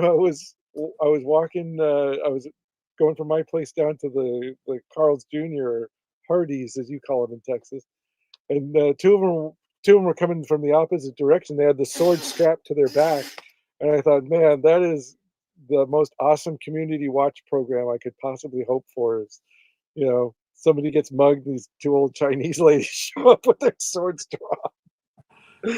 Where are those Asian cougars? You do not want a dragon lady for a while. You do not want to mess with these ladies, man. No. They'll cut it off. You do not want one of those dragon ladies. It's just traditional stuff. Sheer traditional. Yeah. Right. Yeah. They're spying for the Chinese government for sure. Yeah, they're not. These are not feet rubbers. I don't trust Chinese people. They all work for the Chinese government. How does one join this sword wielding? Well, first you got to get yourself a sword. That's the next Ninja High School arc will be versus the Temple City Tai Chi sword wielding old lady club. I'm down for danger. He's Danger Man. I'm down for danger. My name's Dick Danger. Sounds like a Jess Franco movie or something. Emphasis on the first name. Yeah. Yeah, I mean that was, if that was real, that's pretty impressive robotics, Yeah. The thing is, I don't trust anything that comes out of the Chinese government. I mean, just call me paranoid. You're being racist. No, I'm being realist. And if I am, I mean, sorry, I'm not racist. I hate everybody. Uh, that would be a very funny segment, fighting deadly sword in China. The thing is that my dad was a victim of the Chi-Coms. And which is ironic because again, I won't say he was a victim. He got his mind changed, okay, because he was a communist, and when I was growing up, he gave us all sorts of communist propaganda, and I still have some of those books, by the way, Wow. and the one I remember the most is a book where the Chinese communists were fighting American soldiers, and I said, "What the hell is this?" Because we were living in America at the time, and why are these Chinese soldiers fighting American soldiers? It was from the Korean War. I didn't know. That was like 4 or 5 years old, so I didn't know shit. And my dad was communist. He was, and that was one of the reasons he left Taiwan. Because back in the '60s, it was run by the Kuomintang, which was part of Chiang Kai-shek's nationalist party that left China because they were losers. They lost the war, and he hated the Kuomintang. He hated the Chiang Kai, the nationalists. Because when they came, I mean, they were brutal. They were, my father's native Taiwanese, and they really cracked down hard on the native population. And my dad, his family was suffered under the national, so he hated them. So he wanted to become communist. Let's see here. Are there any parallels of this in Ninja High School? No, I try to keep politics and stuff out of Ninja High School. I like to keep it, I think he's just talking purely about for the Tai Chi ladies. Tai Chi. Oh no, because Chinese people in Ninja High School. Yeah. As far as I know, they're none. I haven't introduced any, so maybe I should. No, but maybe I'll introduce a communist Chinese character in there. Try to turn the whole school into a socialist utopia. But anyway, but he changed his mind when he went to China. He actually went to China like in the '70s, and he spent like 3 months there. And then when he came out, he was a changed man. Once he experienced real communism, he said that, and I quote, he says, "That place is a shithole." Wait a That's minute. what How do you said say that. shithole in Taiwanese? I'm not going to repeat it here. I don't know. Okay. But he had to experience real communism to finally decide that wasn't, the direction he wanted to take. And he became a capitalist overnight, Wow. and it was an amazing transition, and that really, all these people will say, "Oh, communism, that's the way. It's never been tried correctly before." He says, hey, it's working so well for Cuba right now. China is communist in name only. They like the control part. That's the thing they like about the communist part, but they're not really communist. They're really fascist. They control. If communism's so No, great, China why are is now all a the fascist cities? state. It is. If communism's so great, why are all the cities around me predominantly Chinese now? Do aliens represent the commies? Oh no, the aliens represent more or less colonialists. To be honest, but anyway, I always tell people who are espousing the virtues of communism is to actually live in a communist country. Go ahead and live.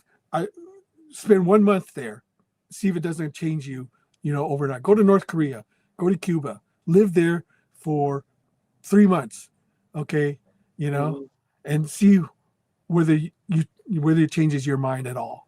Okay, I dare anybody to do that. All right. You know? Well, I don't want to. I don't want to get too political, but I'm going to give our listeners some advice. There's a woman on YouTube and Substack named Karlyn Borisenko, Karlyn,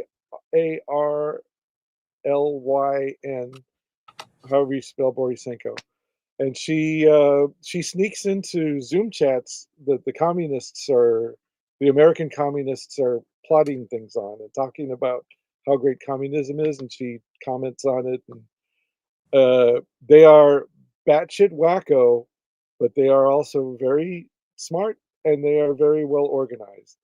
So if you want to see what real communism looks like, and the way that they hate capitalism, there's a lot of things wrong with there's a lot of things with the way capitalism is now and the way that it's working right now.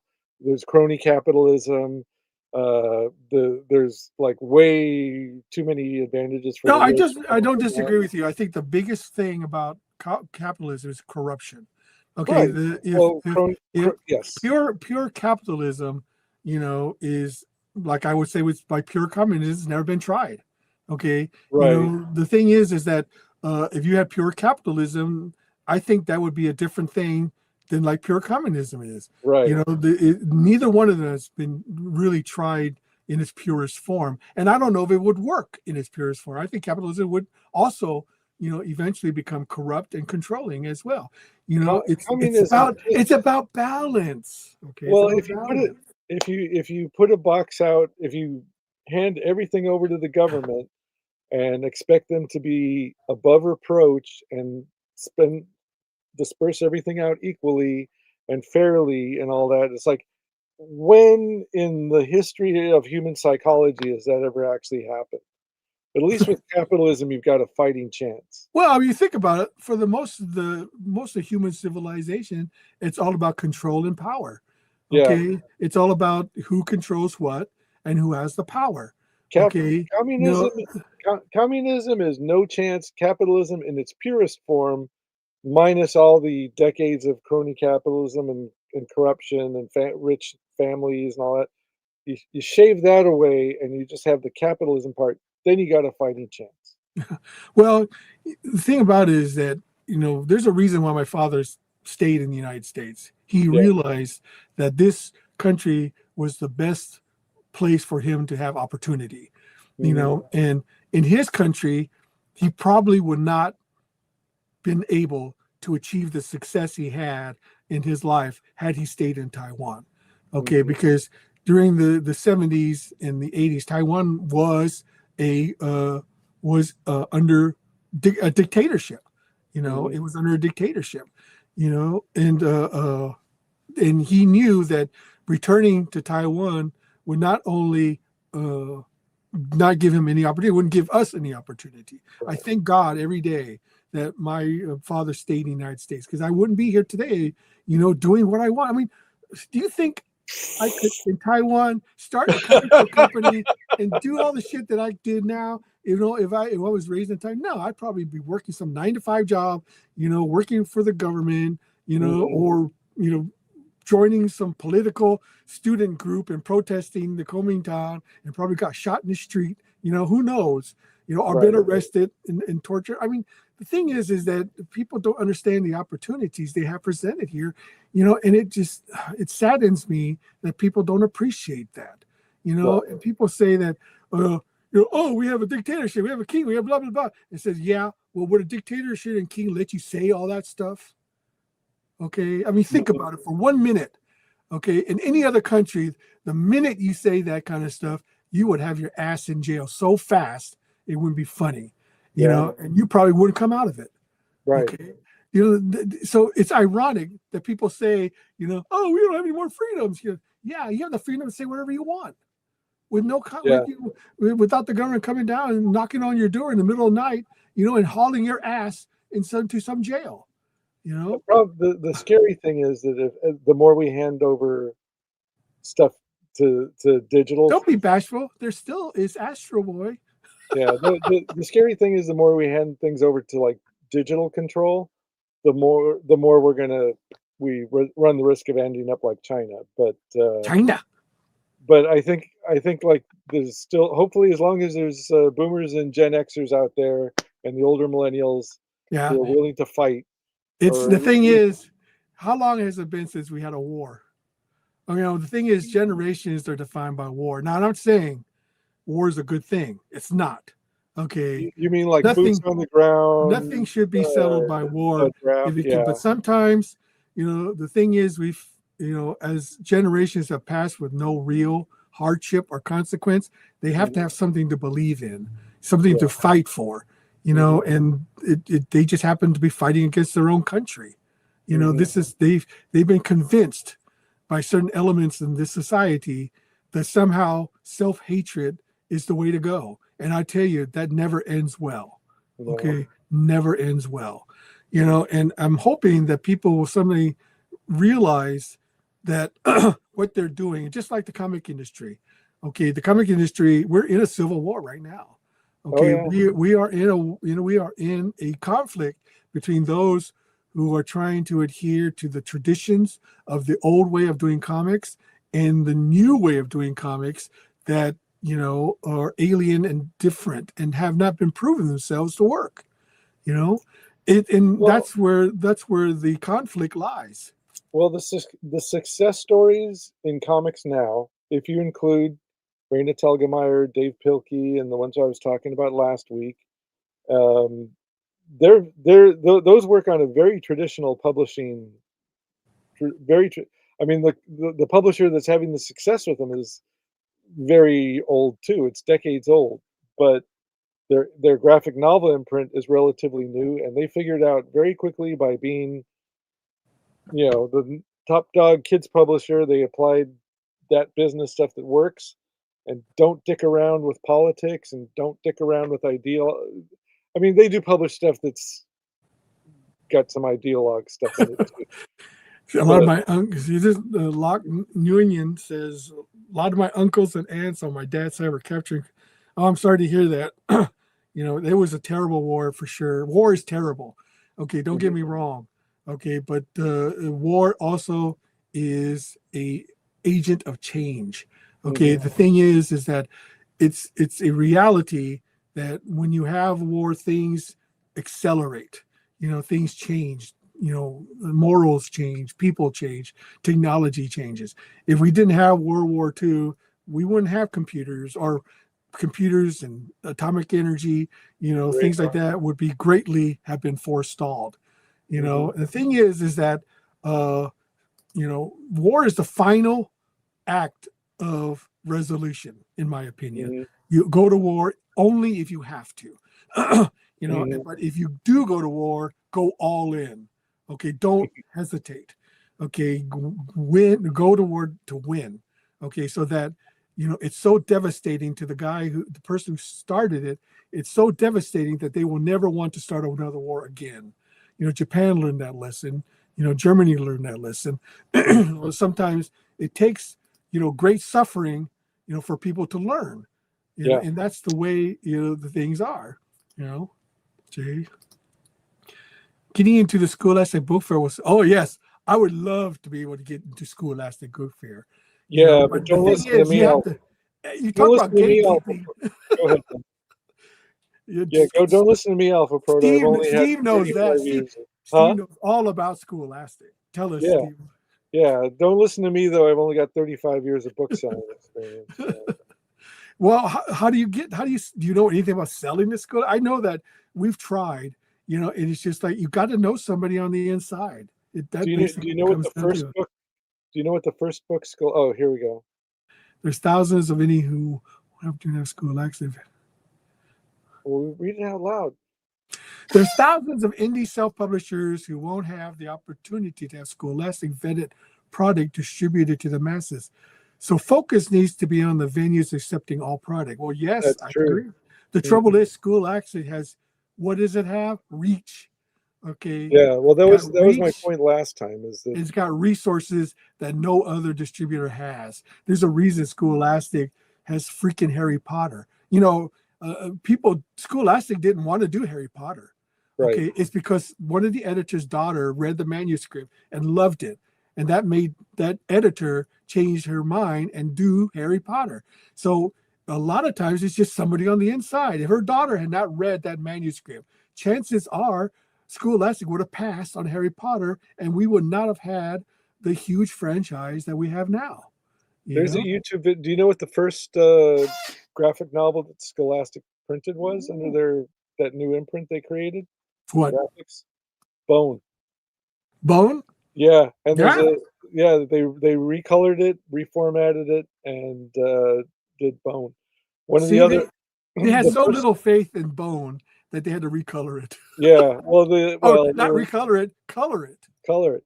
Yeah. Also, the first book that, Raina Telgemeier did for Scholastic was The Babysitter's Club, so it's like she had to work her way up Mhm. from it's like, here's this proven series of books for girls, and she had to work her way up from just doing an adaptation of that, and it's like, "Okay, those sold pretty well, we will let you do your own Now, story." did she create the Babysitters Club, or was that a Scholastic It was invention? a massive, massive bestseller in the '80s and '90s. I know, It but was did Scholastic create it, or did she create it?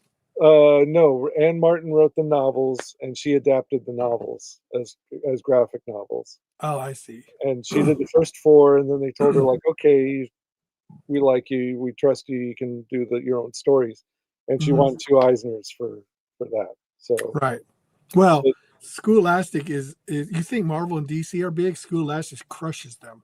You know? sure, Yeah. I and mean, the thing. they're an old publisher, but their graphic novel imprint's relatively new. But he's absolutely right. Well, I mean, when I was talking about it last week and this week, like those sales are in a universe that we don't understand, but the stuff that they're publishing is obviously resonating with kids, and like instead of trying to do the same Batman comic, instead of imitating the same Batman comic that even Batman's doing well, but its sales are less than it was Well, 10 years there's ago. a there's a reason they're called Scholastic Mhm. because they reach schools. Yeah, Yes. see, they have distribution in schools. Yes. So And Costco and libraries yeah, and but I think they started off distributing to schools. yeah, Okay, they that were was the their book main fair they thing. are the book fair company. That's right. So, Mhm. they were so successful with that, that we're able to reach into other venues. You see, that's just to show that that's how they became so powerful because they have the reach now. You know, Right. like, since I didn't like reading novels like ooh, very good taste, Mr. Alpha Proto. Nothing Calvin wrong with Hobbes, that, it's good excellent storytelling. taste. Yeah. And that's an example of a creator who left on a high note. Yeah. He just didn't let it go on and on and on and on. He decided, this is a good ending point. I have more than enough money, to take care of me for the rest of my life. Now it's the time to a lot of, a lot of creators need to think that way. But Mhm. just it is what it is. Mhm. All right, let's see here. So, as I was, let's see, it's nearly 4:17. You think we should continue on, or should we just go ahead and wrap it up? Well, I gotta do that other thing in a couple of hours, Yeah, so let's go ahead and yeah. wrap it up. Well, everyone, it was a pleasure talking to everyone. Oy. Uh, thanks to Larry for keeping things lively. Thanks to I everyone. don't I mean, he's a Don't handful, worry but about it. Don't worry about whatever it, Steve. I have nothing but respect for him. Oh, don't worry about it. I think he disrespects I some think, other people I more than think in the I end, respect him. I think he does. I think in the end, I don't know. I'm not going to speak for him, but I think we can all just live together. And good show. Thank you very much. This will not be the end. Yes, we hope to see you This next will week. not be the end. I may actually subscribe to the Streamlabs so I can get hold of a lot of bells and whistles, and make the show a little bit more professional. Well, I can do So fart sounds and everything if you want. We could just like add our own sound effects, like actually, Streamlabs has a library of sound effects, which are kind of cool. yeah. So next time I'll share them with you. So If anybody in the chat knows where to get the Toei live action sound effects, like the Common Rider when you go, or any the chance Perry could be? Oh yes, I plan once I start getting an audience, a sizable viewing audience. I may ask Fred to be on, so he can regale us with all his experiences as a Marine. yeah, he During really Desert does have Storm. he has real war story. Was that the first time you heard He his war has real stories? war stories, and his experience with AP and with Gold Digger. So yes, my hope is to bring other AP guests on, like Joe White and Tom Hutchinson and David things like that. Broughton. David, all sorts of AP guests and things like that, and maybe a few non-AP guests. So thank you so much, everyone. I appreciate it. Until next time, This is Ben and Steve-O signing off. Take care.